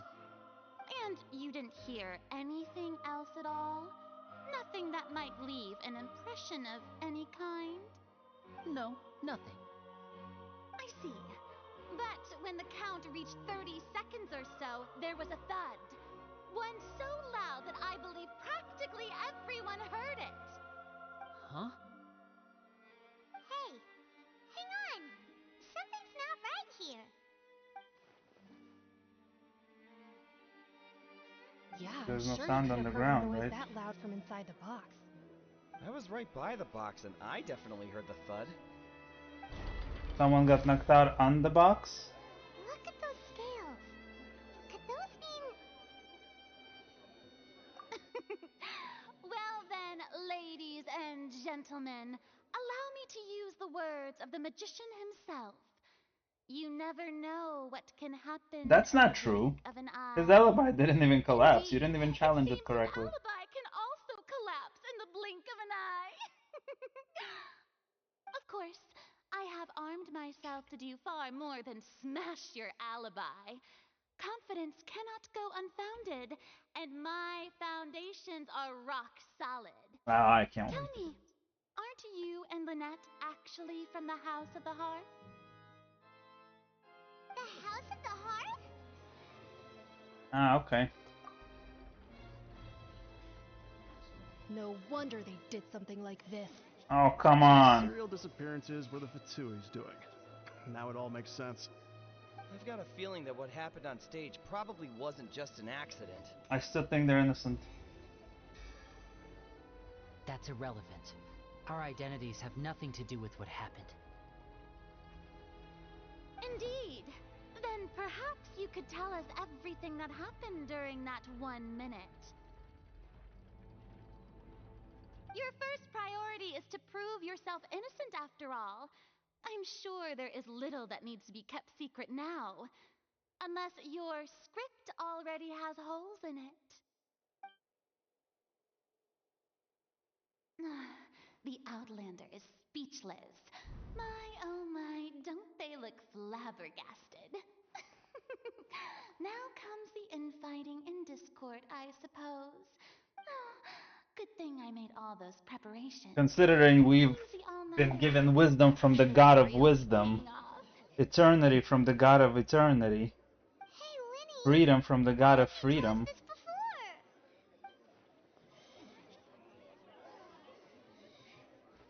Order! and we know a pretty cool Fatui dude who, even though he likes to Allow me fight, to doesn't seem like he's reestablish doing the crimes facts. anymore. Lady Farina has raised 2 points. First, when the thud was heard in the Opera House, you were neither in the box nor the tunnel. Second, you and Ms. Lynette are both members of the House of the Hearth. Are these claims true?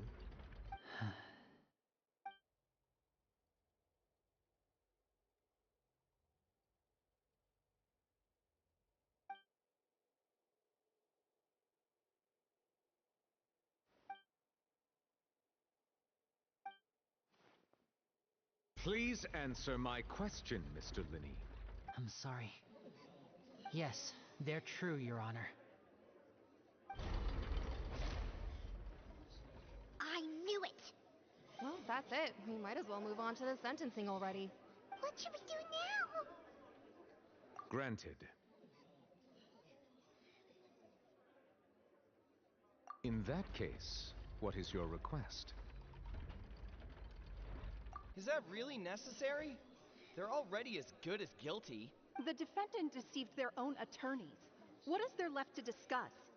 Order! Order, I say! Your request is reasonable, and we shall adjourn. This trial will reconvene in 1 hour. So you would stick to Mr. Linney's defense even after knowing what you do now?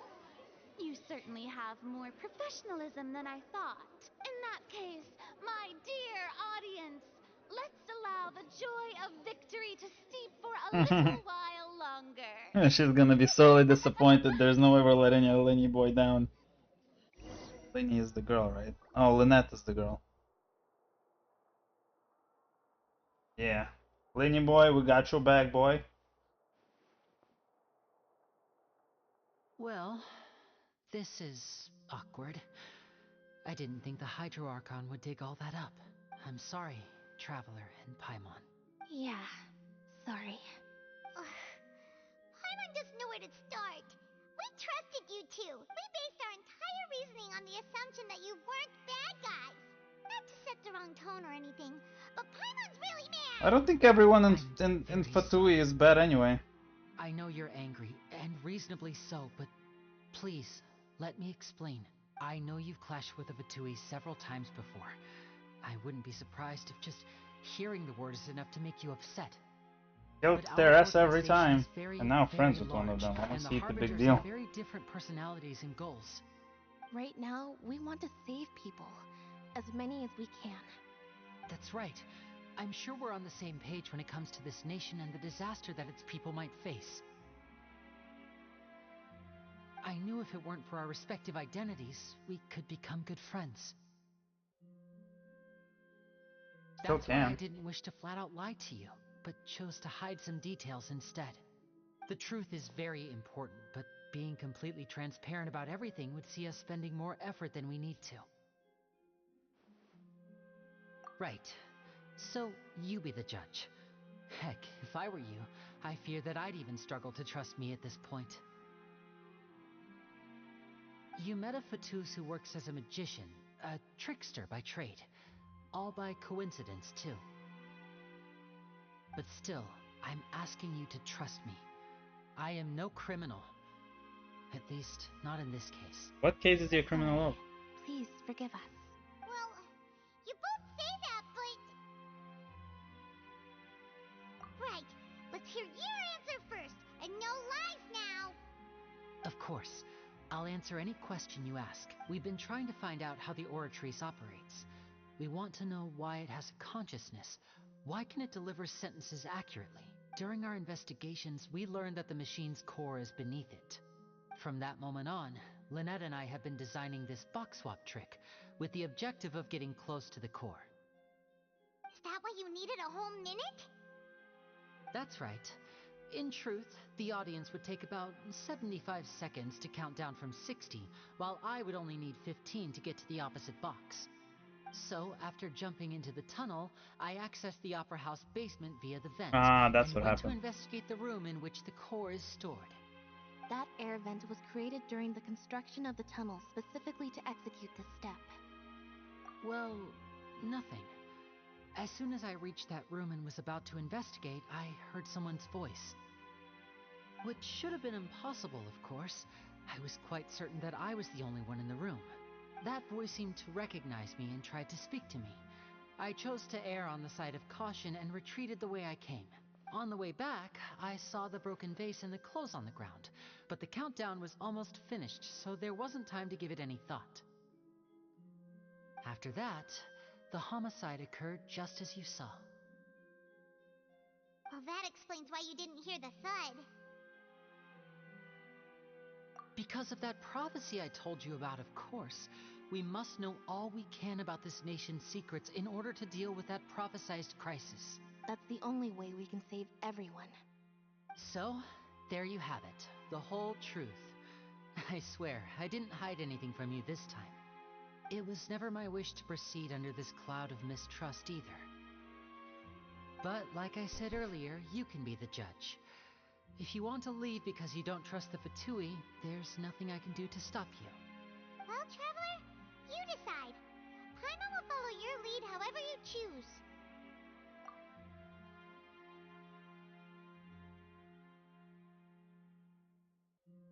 Okay, thank you. Thanks for giving us a chance. The current problem is that the scales are tipped pretty badly against you two. If we want to refute the Hydro Archon's accusations, we're gonna need a seriously watertight defense. Huh? I knew it. Oh, Paimon thinks she gets what you mean.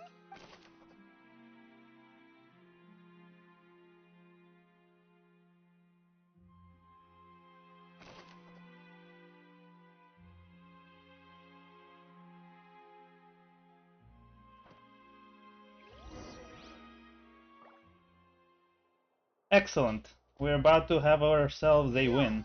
Skyward! Scatter!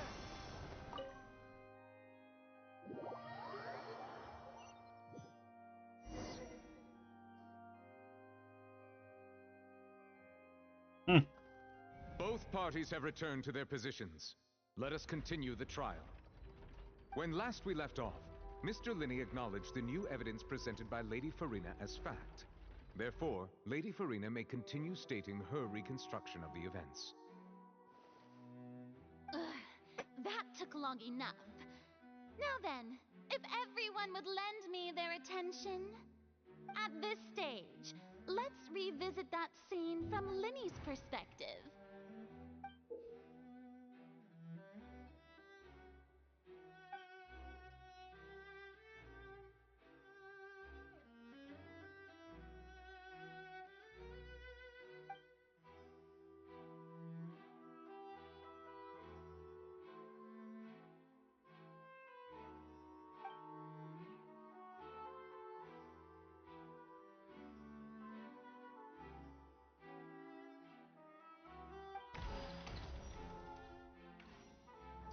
As the countdown began, he entered the tunnel.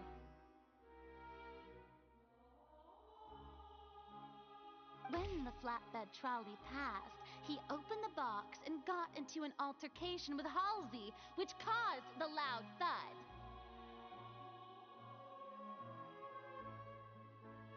He did not realize that this sound could be heard by everyone in the opera house, which is why he claimed earlier that he could not hear the sound.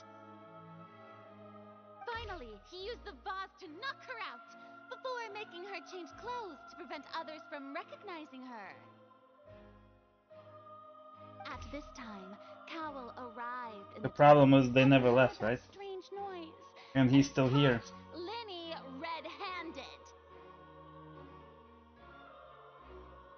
So Linny proceeded to knock him out too before stuffing him into that box. I mean, it's not a bad made-up story. Afterward, Linny passed the unconscious Halsey to his accomplice through the magic box in the audience stands, before operating the devices such that Cowell's death would be ruled an accident. Okay, that is fair though. I keep thinking, why even try to make an accident where you can have a murder? Unless he needed to die, and I guess he needed to die, but not because of how she said it. Something else happened. I do want to know the There truth. you have it. That's the truth behind what happened. No. Does the defendant's side have any objections to Lady Farina's description of the events? Yes. Key to refuting Lady Farina is Speaks. the order of events.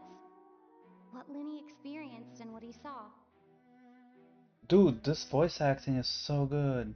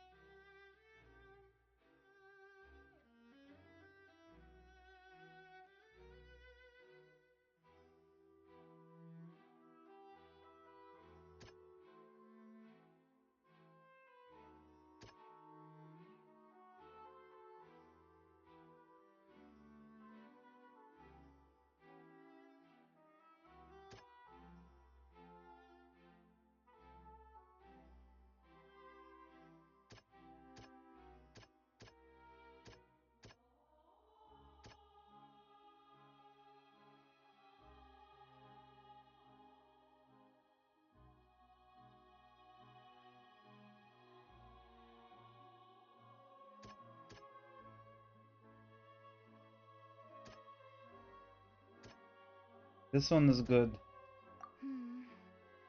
Seems this won't produce a particularly effective rebuttal. Okay. I guess we can't. I guess because we can't tell him. Okay.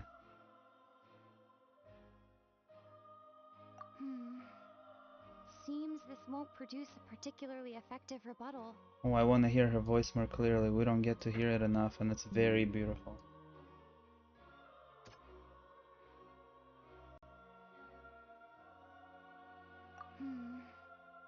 Seems this won't produce a particularly effective rebuttal. Interesting. All of these things that I think would point to why he didn't hear. I guess we have to. I guess we're not proving that he didn't hear. We're proving something else.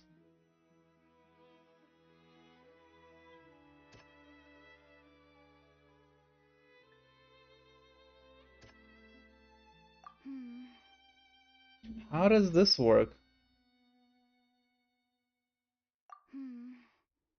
Seems this won't produce a particularly effective.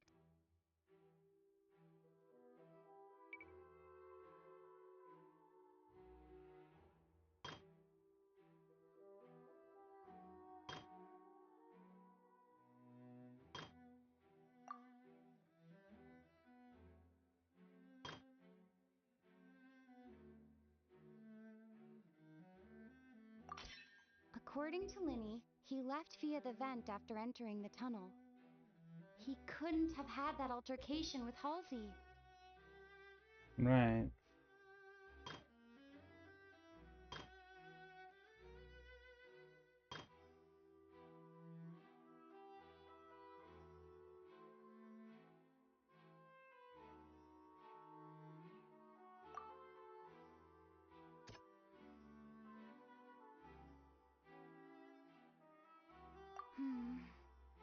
Seems this won't produce a particularly effective rebuttal. Am I missing a clue?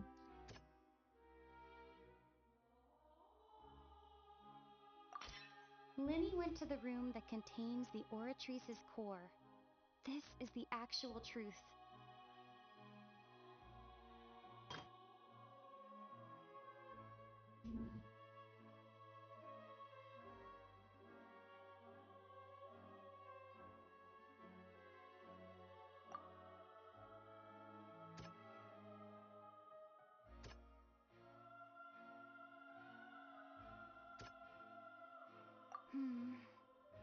Seems this won't produce a particularly effective rebuttal. Linny did not take part in the underground altercation.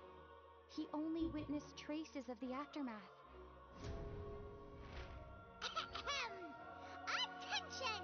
Ace detective! No, Lumine. When the countdown started, Linny did indeed go into the tunnel. But he immediately used a vent to access the Opera House basement, which is where the underground core of the Oratrice is stored. Once he reached that area, he heard a voice in what should have been an empty room.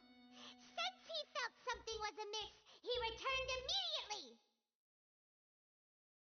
The crime scene had already developed by the time he reached the tunnel again, and in order to complete the magic trick, he did not remain there for any length of time. Finally, he reached the surface, and that was when the accident happened from his point of view. Is no one gonna talk about the very first one? He's innocent!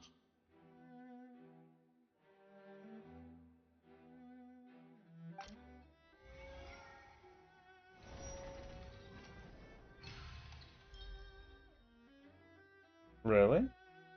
We could also be making shit up.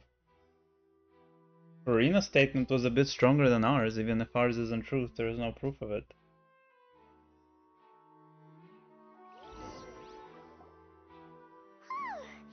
Paimon did it! Paimon actually managed to say all that! Why? Why was Simon here saying anything? In other words, you believe that he knew nothing of the incident? That's right!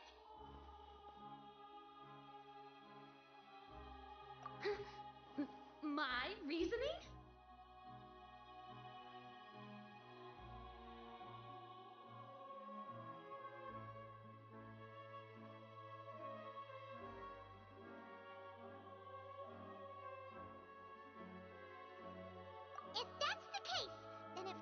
That's a very strong way to rebuke her, yeah. Was the entire setup meant to kill?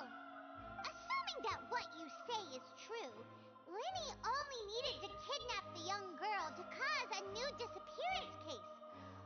There you go, the thing I've been asking the whole time. Nobody did think of it. They have a point. That's right, you tell him! And that's why they're partners of mine. They've managed to turn things around. Oh, well, your denial is very strident, I'll give you that. But what proof do you have to back your claims? Of course I do. If he had been in the magic box the whole time, how could he have not heard that sound? Why do you ask? You're saying that he wasn't?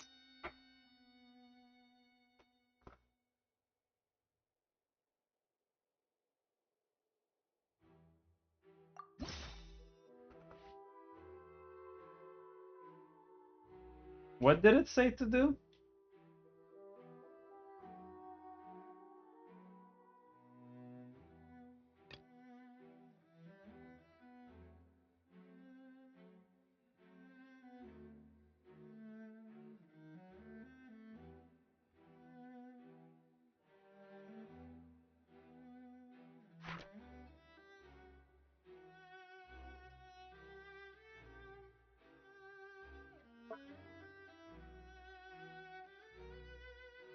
Wasn't in the tunnel when the crime took place.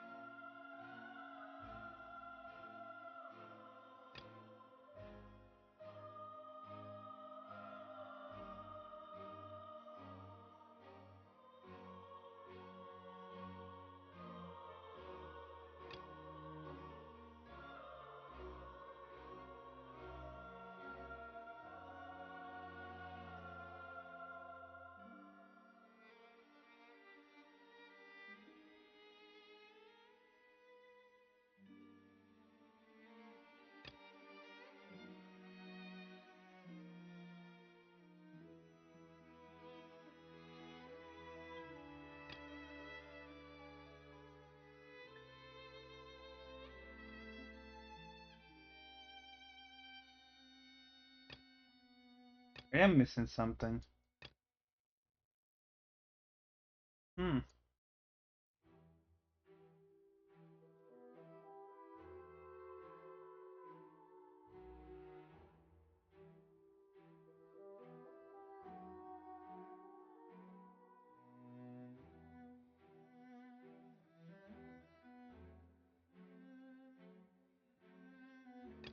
Why am I missing one?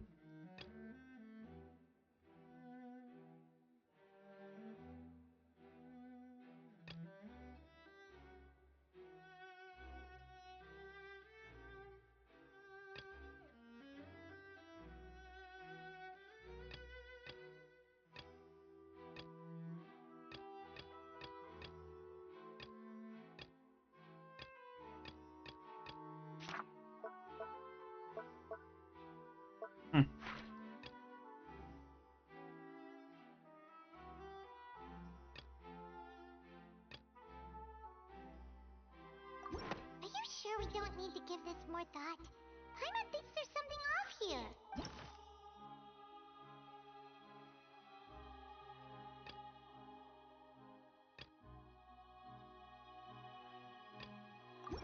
That's right!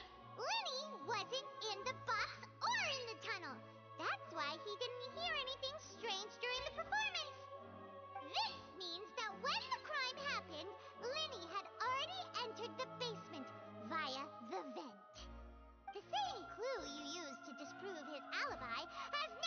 I wish Lamine was saying this. How do you like that? Well played. To think you'd use such logic. Well then, if it wasn't Linny who committed the crimes, then who was it? Well, we're here to prove that it wasn't Lenny.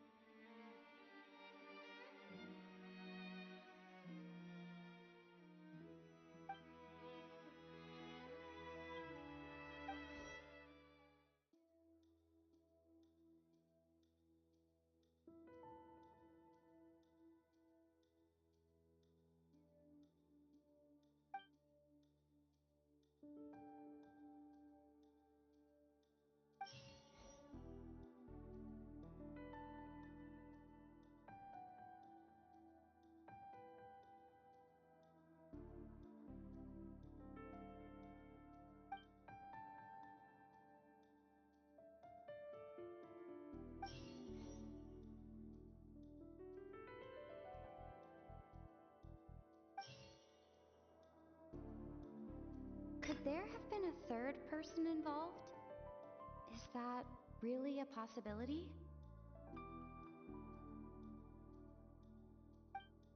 Halsey is the missing person and an ordinary audience member. Or did she have her own scheme all along? The deceased's name is Cowell, Lenny's assistant. He would have been able to tamper with the equipment.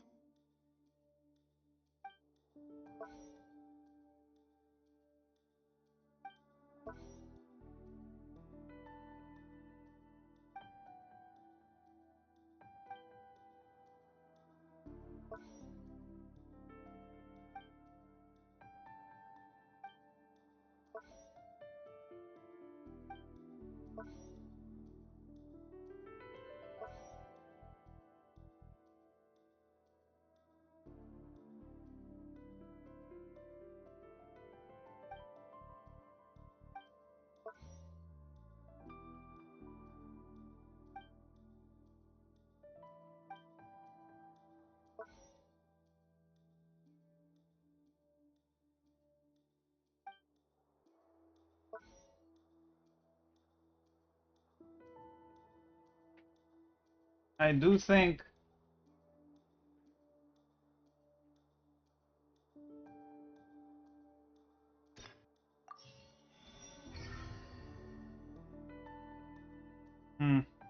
I came up with a different thing while trying to select it.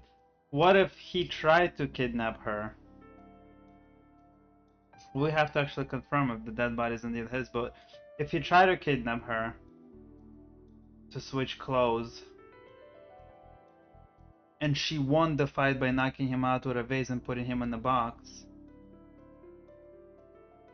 dressing up and leaving.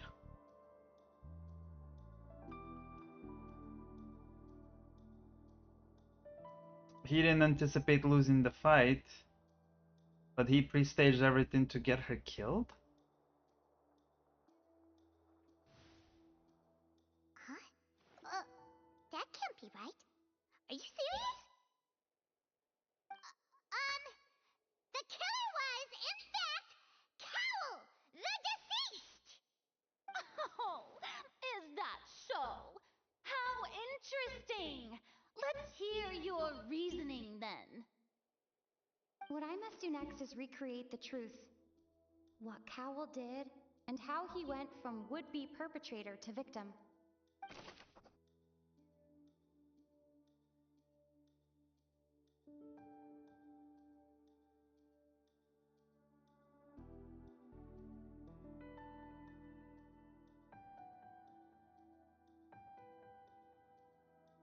It would have been tough for both people to fit into that vent.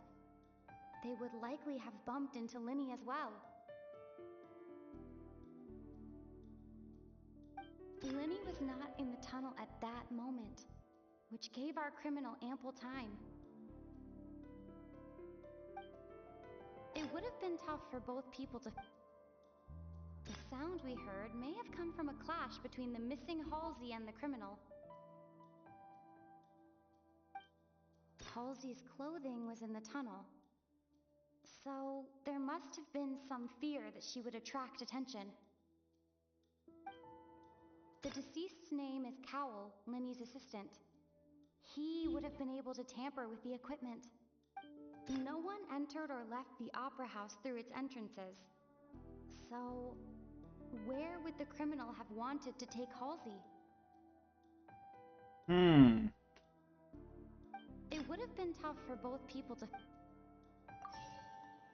Linny was not in the tunnel at... No one entered or left the opera house through its...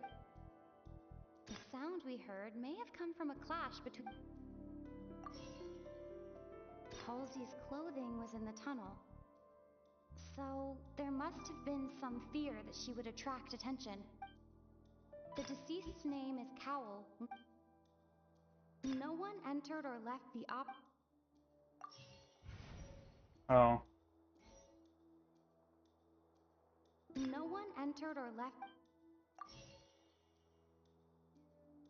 The deceased's name is Cowell, Linny's assistant. Halsey's clothing was in the tunnel. Linny was not in the tunnel at that moment.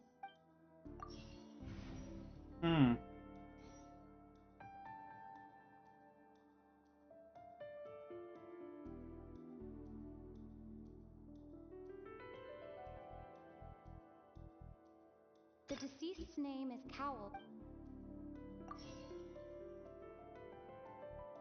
Halsey's clothing was in the tunnel. No one entered or left the opera house through its... It would have been tough for both people to fit...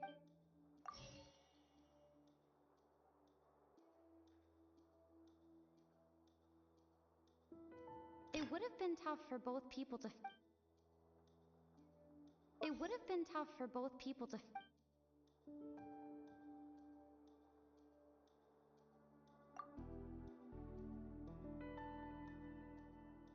Halsey's clothing was in the tunnel.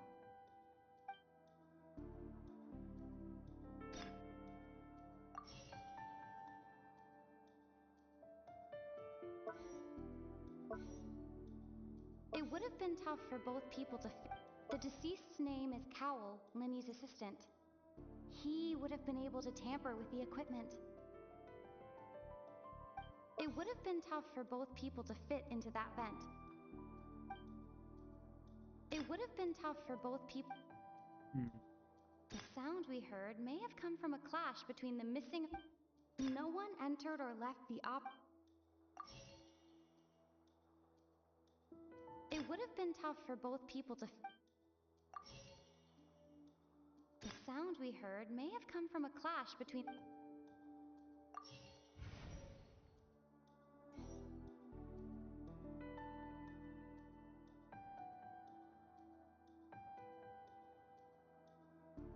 Okay, the first one was one of these three. The sound we heard may have come from a clash between... Halsey's clothing was in the tunnel. So, there must have been some fear that she would attract attention. The sound we heard may have come from a clash between the missing Halsey and the criminal. Linny was not in the tunnel at that moment, which gave our... The sound we heard may have come from a clash... Halsey's clothing was... The sound we heard may have come from a clash between the missing Halsey and the criminal. It would have been tough for both people to fit into that vent. The sound we heard may have come... No one entered or left the opera house through its entrances. So, where would the criminal have wanted to take Halsey? It would have been tough for both people to fit into that vent. They would likely have bumped into Linny as well. One is correct.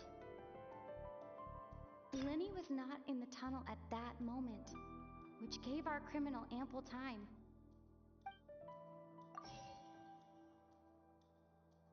The deceased's name is Cowl, Linny's assistant. Halsey's clothing was in the tunnel.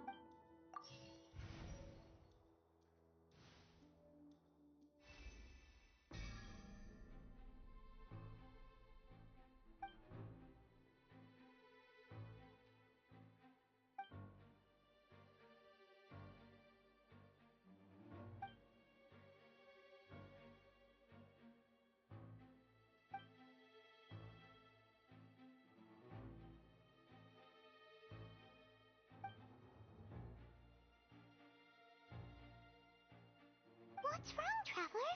Are you still having trouble figuring things out? I see how it is. So this was all just a bluff. And here I thought you had something to show for it. But it seems you're still I guess I'm missing a clue that I somehow missed. Look, since we're at a dead end, why not consider a different track? Just like the trick as it transpired, the end result must have been utterly different from the magician's initial design. If only we knew how Halsey disappeared. Well, that would be nice, but the tunnel only has 3 exits, and none of them seem very likely. And it's not like this is a magic trick where you can just make a real live person disappear. You know, like you did from that water tank, Lynette. Excuse my interruption, dear opponents, but do you not see that the crowd is growing impatient? There is no greater sin in this opera house than an awkward delay in the performance.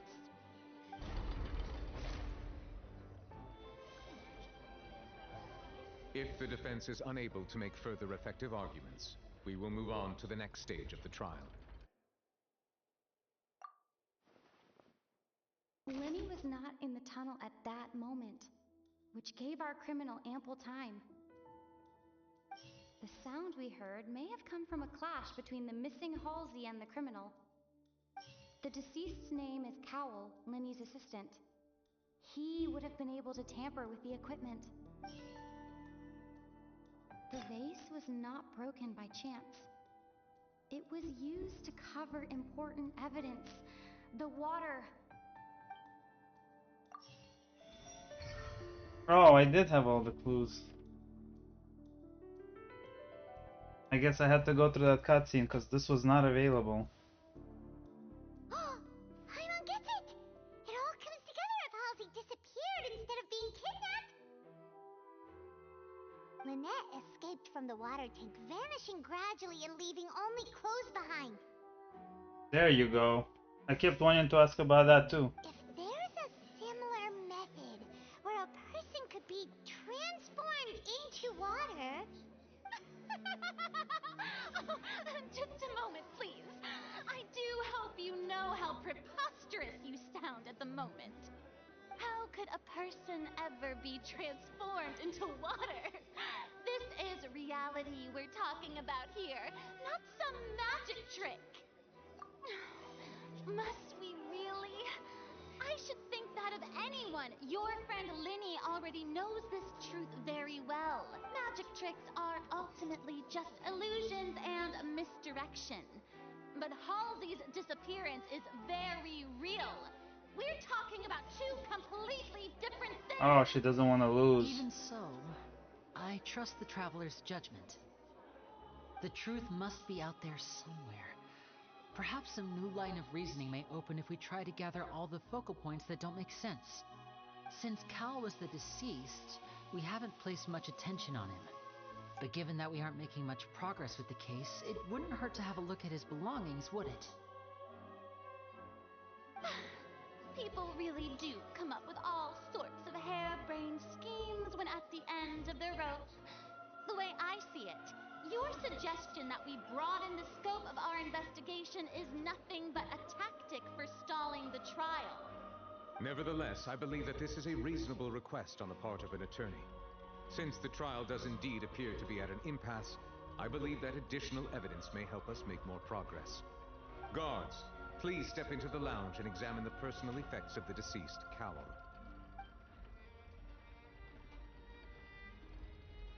We are still examining the items, but we have already made critical progress that we feel must be shared with everyone post-haste. We discovered several test tubes of fluid within Cowell's baggage, each labeled separately. The notebook in his backpack claims that these fluids are water from the primordial sea. The primordial sea? The note's contents also indicate that Cowell belonged to an organization that sells illegal drugs and that he had an accomplice. The notebook has many entries concerning safe usage of these fluids, in which the keyword dissolve appears many times. One of these tubes was labeled Opera Epiclese, along with yesterday's date. It is empty. The notes also state that these dissolution properties work exclusively on people from Fontaine. It's likely that Halsey was chosen as some sort of test subject. As such, we believe that the defense's hypothesis is, in fact, supported by sufficient evidence. You've got to be kidding! People dissolving into water? Could something so ridiculous actually be true? Wait a moment. This reminds me of a certain prophecy, but it's just a coincidence, isn't it? Huh.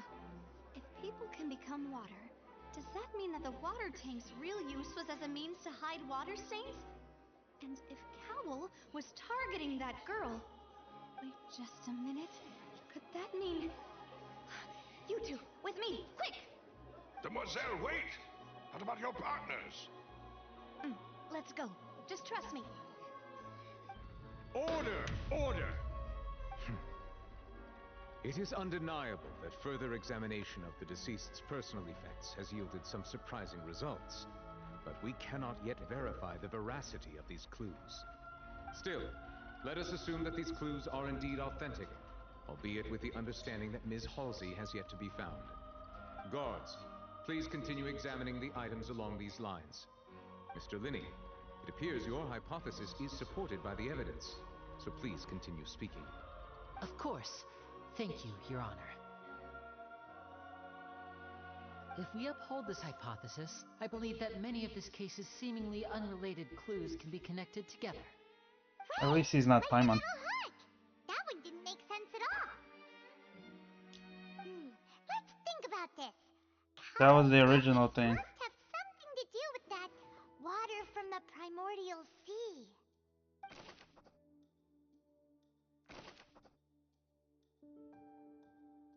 Now it seems like the hook rope was not meant for another magic trick, but was instead some form of triggering mechanism. The rope that strung the water tank up was lit by the fireworks and cut. As such, the focus here is on the water and not the tank.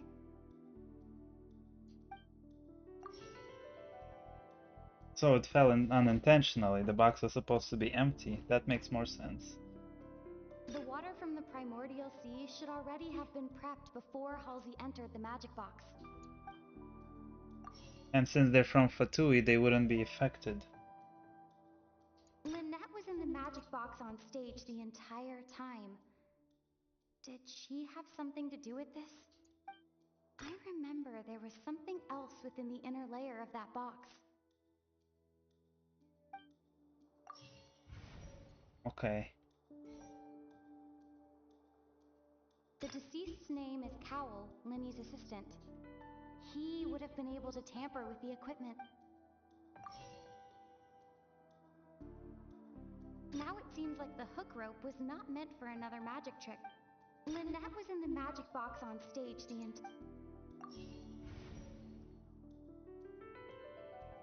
Now it seems like the hook rope was not meant for another Okay, so it would be correct in a different instead position. some form of triggering mechanism.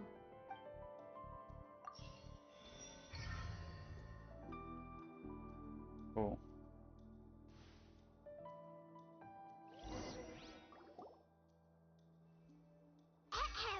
It's Ace Detective Paimon's turn! Gambanana, please have the stage. Get away from here, Paimon.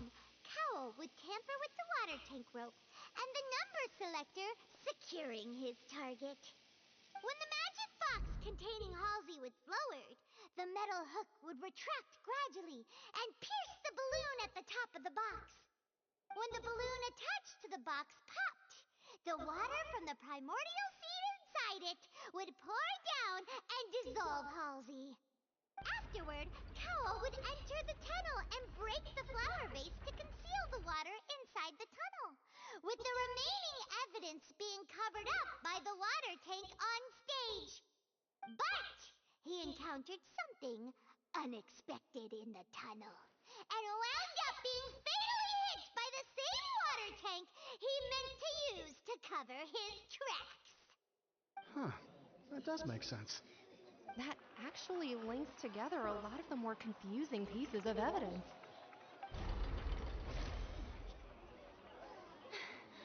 Oh dear, what do I do?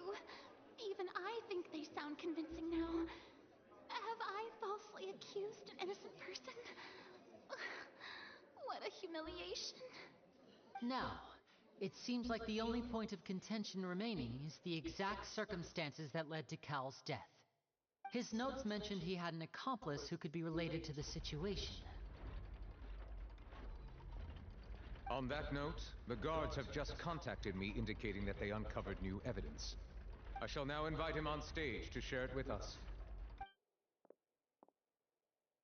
Thank you, Your Honor. We were just inspecting the luggage of the other people involved in this case. And we found an identical sample of the water from the primordial sea among Linny's personal effects. What? That can't be. Oh, I see. Well, how wonderfully comedic to have your own counterattack only to come back and wound you.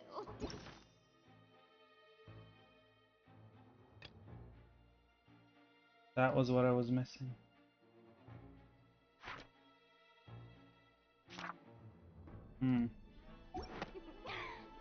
Does this not clear all doubt? No.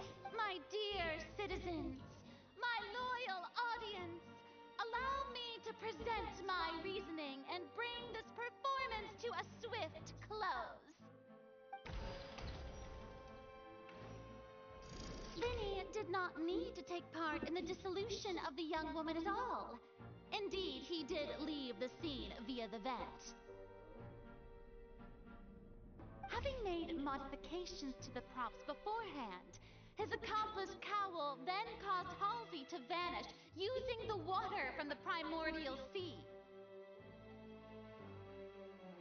But upon his return, in cruel avarice, Linny desired sole credit and prepared to do away with his partner in crime. Ultimately, he knocked Cowl out, and the tool meant to cover the crime up also became a murder weapon.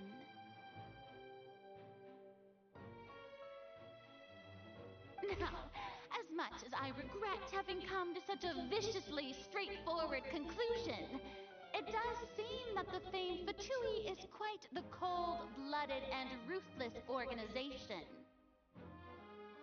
No. That's not how it went down. Am I right, Mr. Linny? We've used up all the evidence we collected. There's no way for us to make a rebuttal here. Well, I have one thing that we're for some reason not making sure. The end of the road?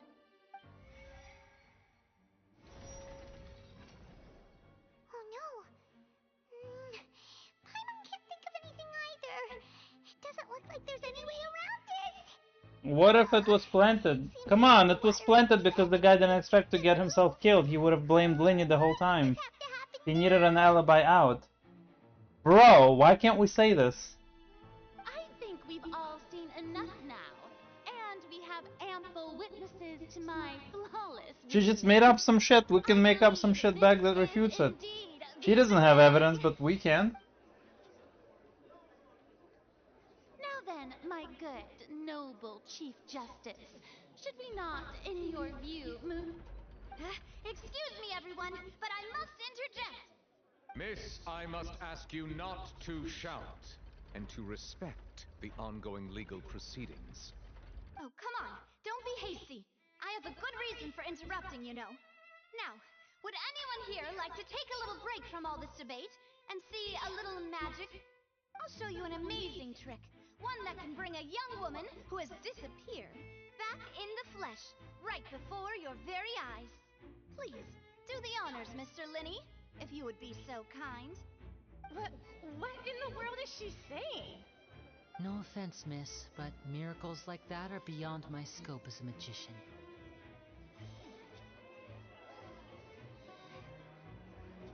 Come on now, don't be silly.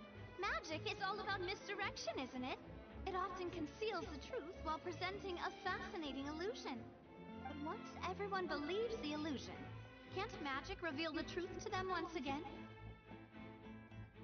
And wouldn't such a trick be the most marvelous finale to today's performance? Come on, Lenny and Lynette, give it another go. Don't worry, Spina di Rasula has made the necessary arrangements on your behalf. But, as the magic makers and stars of the show, I think I should leave the final performance to you. I understand.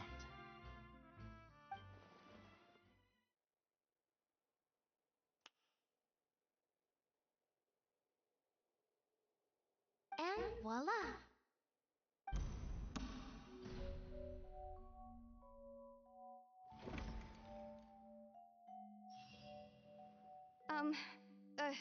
Sorry for the interruption. Wait, isn't that Halsey? So the whole thing about people dissolving wasn't true after all? To be clear, I'm only here because this person told me that if I testified, the merit of doing so would lessen my sentence. I was hiding outside this room listening to the proceedings because I was afraid that I would be the one put on trial. I was just feeling happy that no one had noticed me, and then before I knew it, she caught me. That'll teach you to underestimate us three. Where should I begin? I'm sorry. I'm the one who killed Cowl. I admit it. What? Why? Firstly, my name isn't Halsey. It's Lillian, and I'm originally from Mondstadt. I heard that Linny's show was gonna be a real thriller, but I missed the chance to buy a ticket, so I stole one. That's how I make a living. I steal stuff here and there. Oh, she's the thief from the beginning. I'd never been caught before. But I was noticed at the harbor a few days ago, and I barely got away. Linny was the one who caught me in the act. Hey, no wonder you look familiar. So you were the thief. Liddy even mentioned that you were pretty skilled. Well, and I thought that would have been the end of it, but then the number selector chose me. He even mentioned the Fortress of Meripede. That's a prison, isn't it? So you can imagine how shocked I was. I thought he was onto me for sure. So I played along with the show while looking for an opening to flee, but then I got water poured on me for no reason, and then someone jumped into the tunnel to nap me. I wasn't going to take that lying down, so I knocked him out and stuffed him into the box. There was nowhere to run from there, though, so I had to change my clothes and hide in a box containing performance costumes. I slipped out after the first guard arrived at the scene and continued hiding inside the opera house. Can a person even hide in there?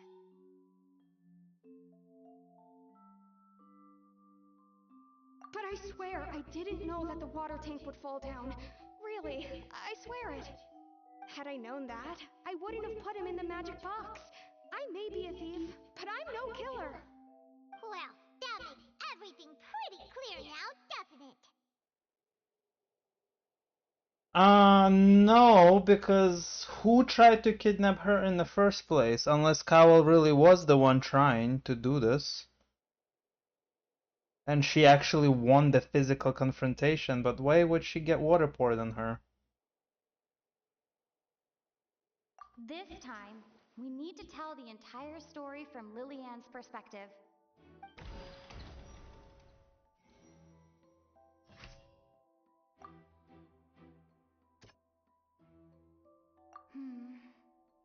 Seems this won't produce a particularly effective rebuttal.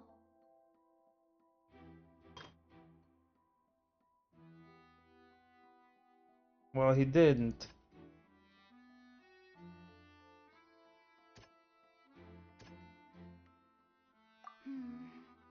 I don't think any of these would. Because he entered the tunnel. Yeah.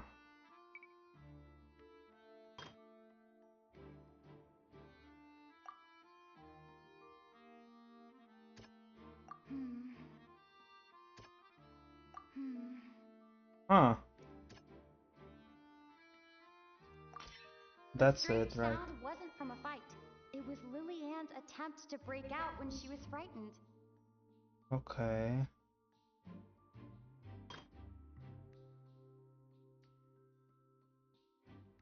This one is stupid.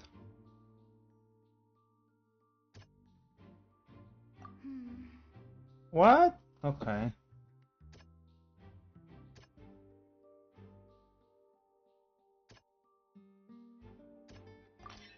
The flower vase was not broken to cover anything up, but was smashed during the struggle between Lily-Ann and Cowell. Yep, that's fair.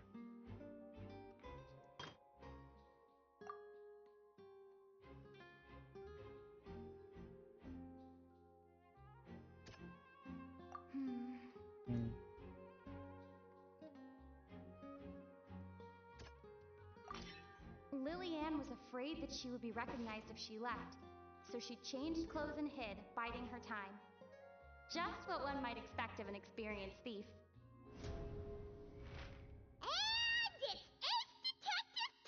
No, Paimon, shut the fuck up! Out of the blue, Lily-Ann panicked.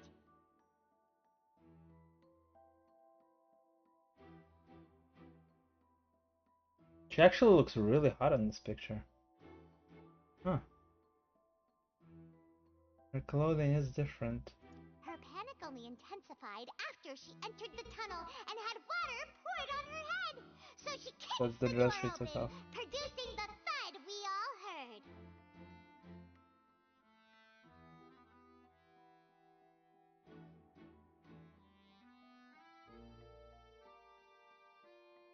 Hearing the commotion, Cowell leapt into the tunnel, only to discover that Lily-Ann had not dissolved. He did not know that Lily-Ann was not from Fontaine, but was a thief who made her way in by stealing a ticket. Mistakenly believing that the water from the primordial sea needed time to take effect, he tried to force Lily-Ann back into the box. The two broke the flower vase during the struggle, but Lily-Ann came out on top, knocking Cowell out and putting him in the box.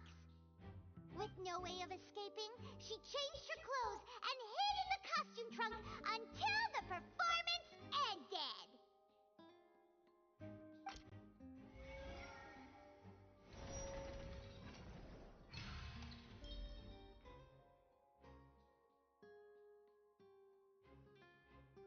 What about the water in the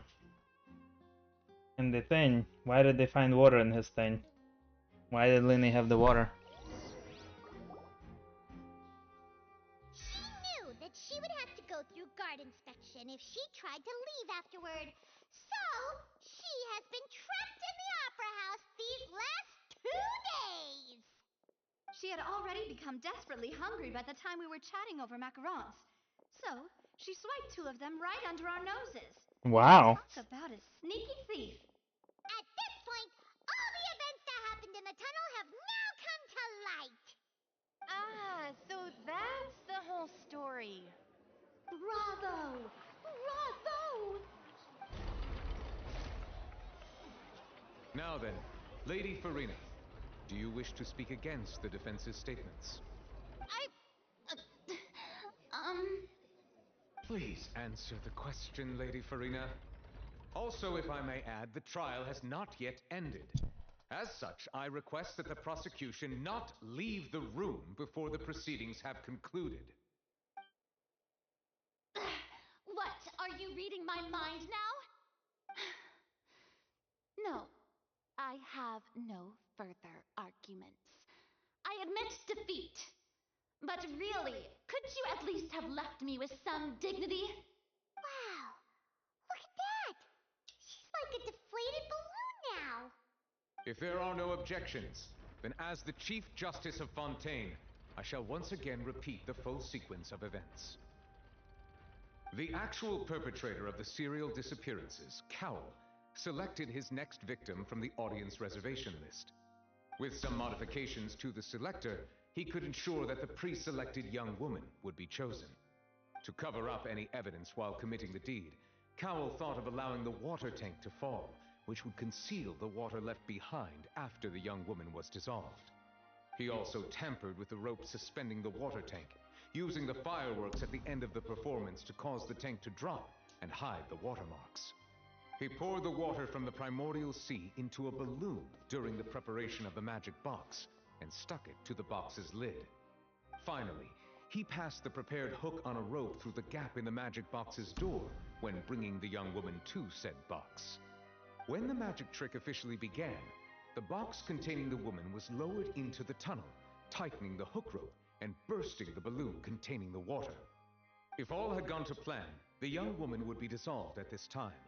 However, Lillian was not from Fontaine, and thus fled the box with a loud noise. Realizing that there was trouble, Cowell entered the tunnel and met Lillian. Thinking that the waters had not yet taken effect, he decided to proceed. However, his opponent was more capable than he thought, and he was overcome, knocked unconscious, and placed into the magic box, and thus became his own final victim. Lillian, according to her own statements, then changed clothes and hid until the performance ended, before hiding in other parts of the opera house.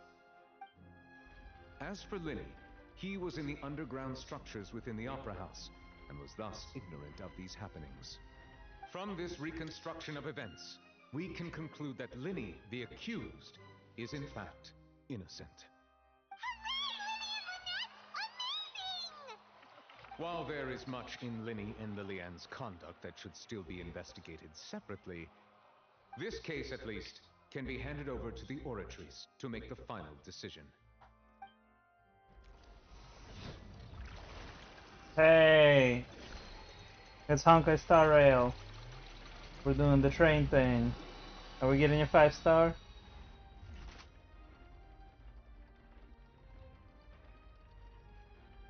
As such, Linny and Lynette are officially declared not guilty.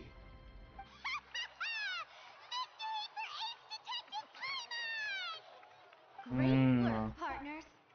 Thank you all. Thank you so much. Next, I think we deserve an explanation, Guard Vaughn. How did you find the water from the primordial sea in Linny's baggage? Right! Your discovery caused me to make a serious mistake, you know. Or was that not a discovery, but false evidence that you dare to bring before this court? I suspect that the accomplice mentioned in Cowell's notes was not Linny, but you, yes?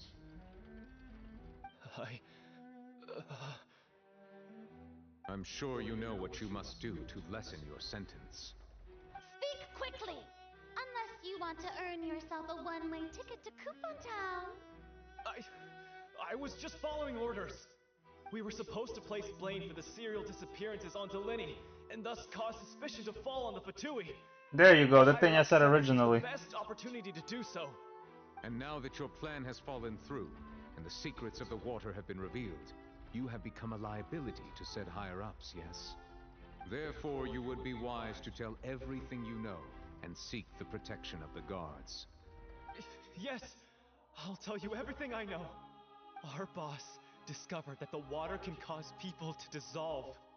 It can also be made into a potion, which when extremely diluted, can cause people to experience unforgettable exhilaration. We've been in this business for a while now, and have made decent more off it. The disappearances were also the boss's idea. I mean, this is the boss we're talking about. The...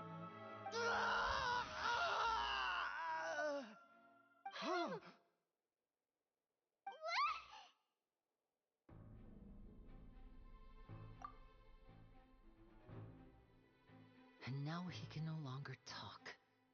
Such ruthlessness. I shouldn't have expected any less of them. An outrageous act. All present, please submit to inspection immediately. Somebody shot him? With the tiny water dart? Or what?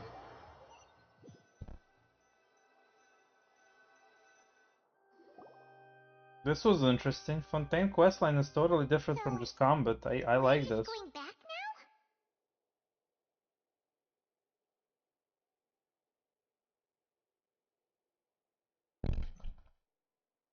That's true, but... Traveler, Paimon, please wait. Lenny... I know you may not want to speak to me right now. Maybe you don't even want to look at me. But still, Nah, we're cool. let me thank you again for defending me to the end, even after you learned that I'm a member of the Fatui. I guess. But regardless, I'd like the opportunity to set things straight. I didn't approach you with any ulterior motives or ill intent. I've spoken to you as myself, just plain Linny this entire time. As for why I'm a Fatus, it's because the goals of the House of the Hearth align with those of an orphan like me. That's all. That was how Father, who you might know as the Knave, approached recruiting us back then too. A knave? The one who controls the House of the Hearth? She's your father? What? That's right. And since we're here, I was wondering, would you mind hearing a story? It's about my past. Back when our parents first died, Lynette and I were left wandering the streets. To survive, I took to surreptitiously observing an older street performer who did magic. It took me several days to figure out how he pulled off his amazing tricks. I took my sister through several streets until we found a crowded corner, and we began to perform magic tricks there. To my surprise, we proved to be pretty popular, and we could at least stop worrying about where our next meal would come from for a time. But I didn't want my sister to remain a street rat together with me forever. Before long, an aristocrat came to me and claimed that he wished to take us in after watching my performances. So you went from orphans to nobility just like that? That was how we felt at first too. As if fate was on our side and we could say goodbye to those painful days. But I gradually discovered that while we were called foster children, he was really after my talent for magic tricks. He would constantly take me to all sorts of banquets to garner attention, which he would then use to expand his social circles. That doesn't seem too bad either. Better than roaming the streets at any rate. It took a while for me to realize just how dark his heart really was. After one particular performance at a banquet, I discovered that Lynette was not on the same return vehicle as me. I waited a long time after we returned home, but she did not come back. I went to that noble's bedroom and asked him about her whereabouts. The answer he gave me was, she caught the eye of the most eminent person at the banquet, so I sent her over as a gift. I mean, you'll be able to perform your magic regardless of who your assistant is, yes? Oh no. So he was gonna... But wouldn't Fontaine's laws deal with such people? As far as outsiders are concerned, this is a relationship akin to adoption or foster care, and they have their ways of escaping the eye of the law. I managed to ferret out the location of the mansion of that so-called eminent person and hurried through the night. But by the time I leaped over the walls, avoided the guards, and made my way in, all I saw was the moonlit ground covered in blood, and the knave standing there in the darkness. So, she'd already taken care of that guy. That's right. She had rescued my sister before she could come to any harm, and had even discovered several girls hidden in a basement, all of them orphans. Father, I mean the knave, might have seen something in me, and so she made me an offer. Dude, this knave is not a bad guy. The Hearth welcomes you, for your interests align with ours. Here, none will ever betray you. Indeed, betrayal shall never be permitted here. I was hesitant to trust her. I mean, I had just been betrayed by nobles. But she was also quick to destroy the noble who had taken us in at first, giving us back our freedom. Oh, so that's how the two of you joined the House of the Hearth. She has her own plans. She has gained permission from the Sarita to first use the Gnosis' power when she obtains it. She plans to use it to find a way to break the prophecy and save Fontaine. So, she believes in that prophecy too? That's right. The whole House of the Hearth is currently working to combat that crisis. Today's case has also proven that people from Fontaine can indeed dissolve into some sort of water, thus further supporting the prophecy. Everyone at Hotel Bouffe d'été, including the knave, has their roots in Fontaine. And we will always defend our homeland. Really crazy. To us orphans, the only connection we have left to this world, apart from our family, is our homeland. So, from small deeds like distributing magic pockets to huge schemes like stealing a Gnosis, everything is aimed at dealing with that prophecy. It's all right. I understand. The only thing I can do is relate all this to you. I just hope you can understand that even as a member of the House, I have never stopped making my own decisions, and that I believe what I'm doing is right. If you should need anything at all in the future, feel free to find me. I will do my best to help you, as plain... Horrible novels like this exist in real life, unfortunately. And no one stabs them to bloody pulp, even though they should. Pedophilia. Horrible.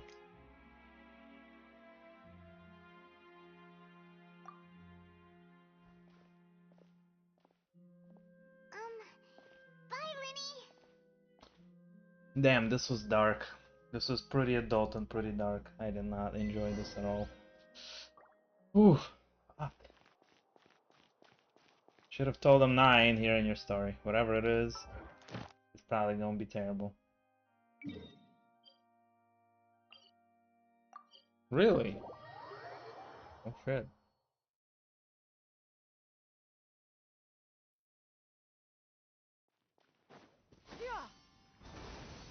Got her!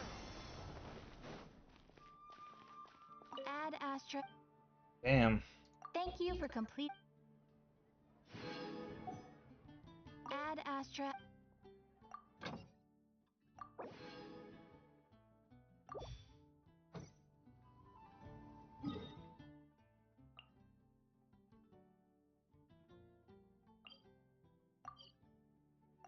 Oh wow.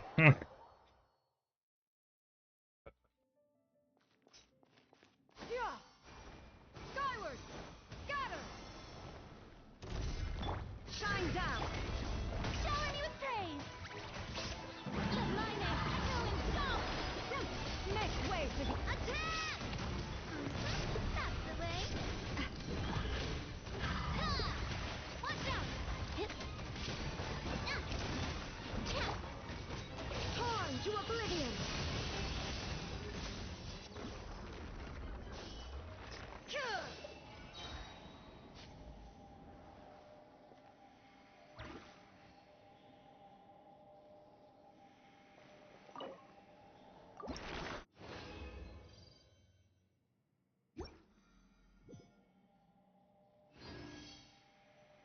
Crazy.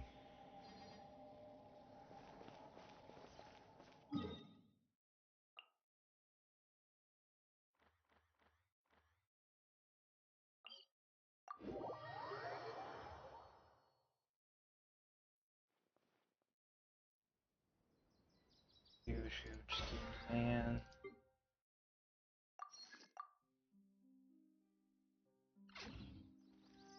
This is still going on? Oh, this is 4 days.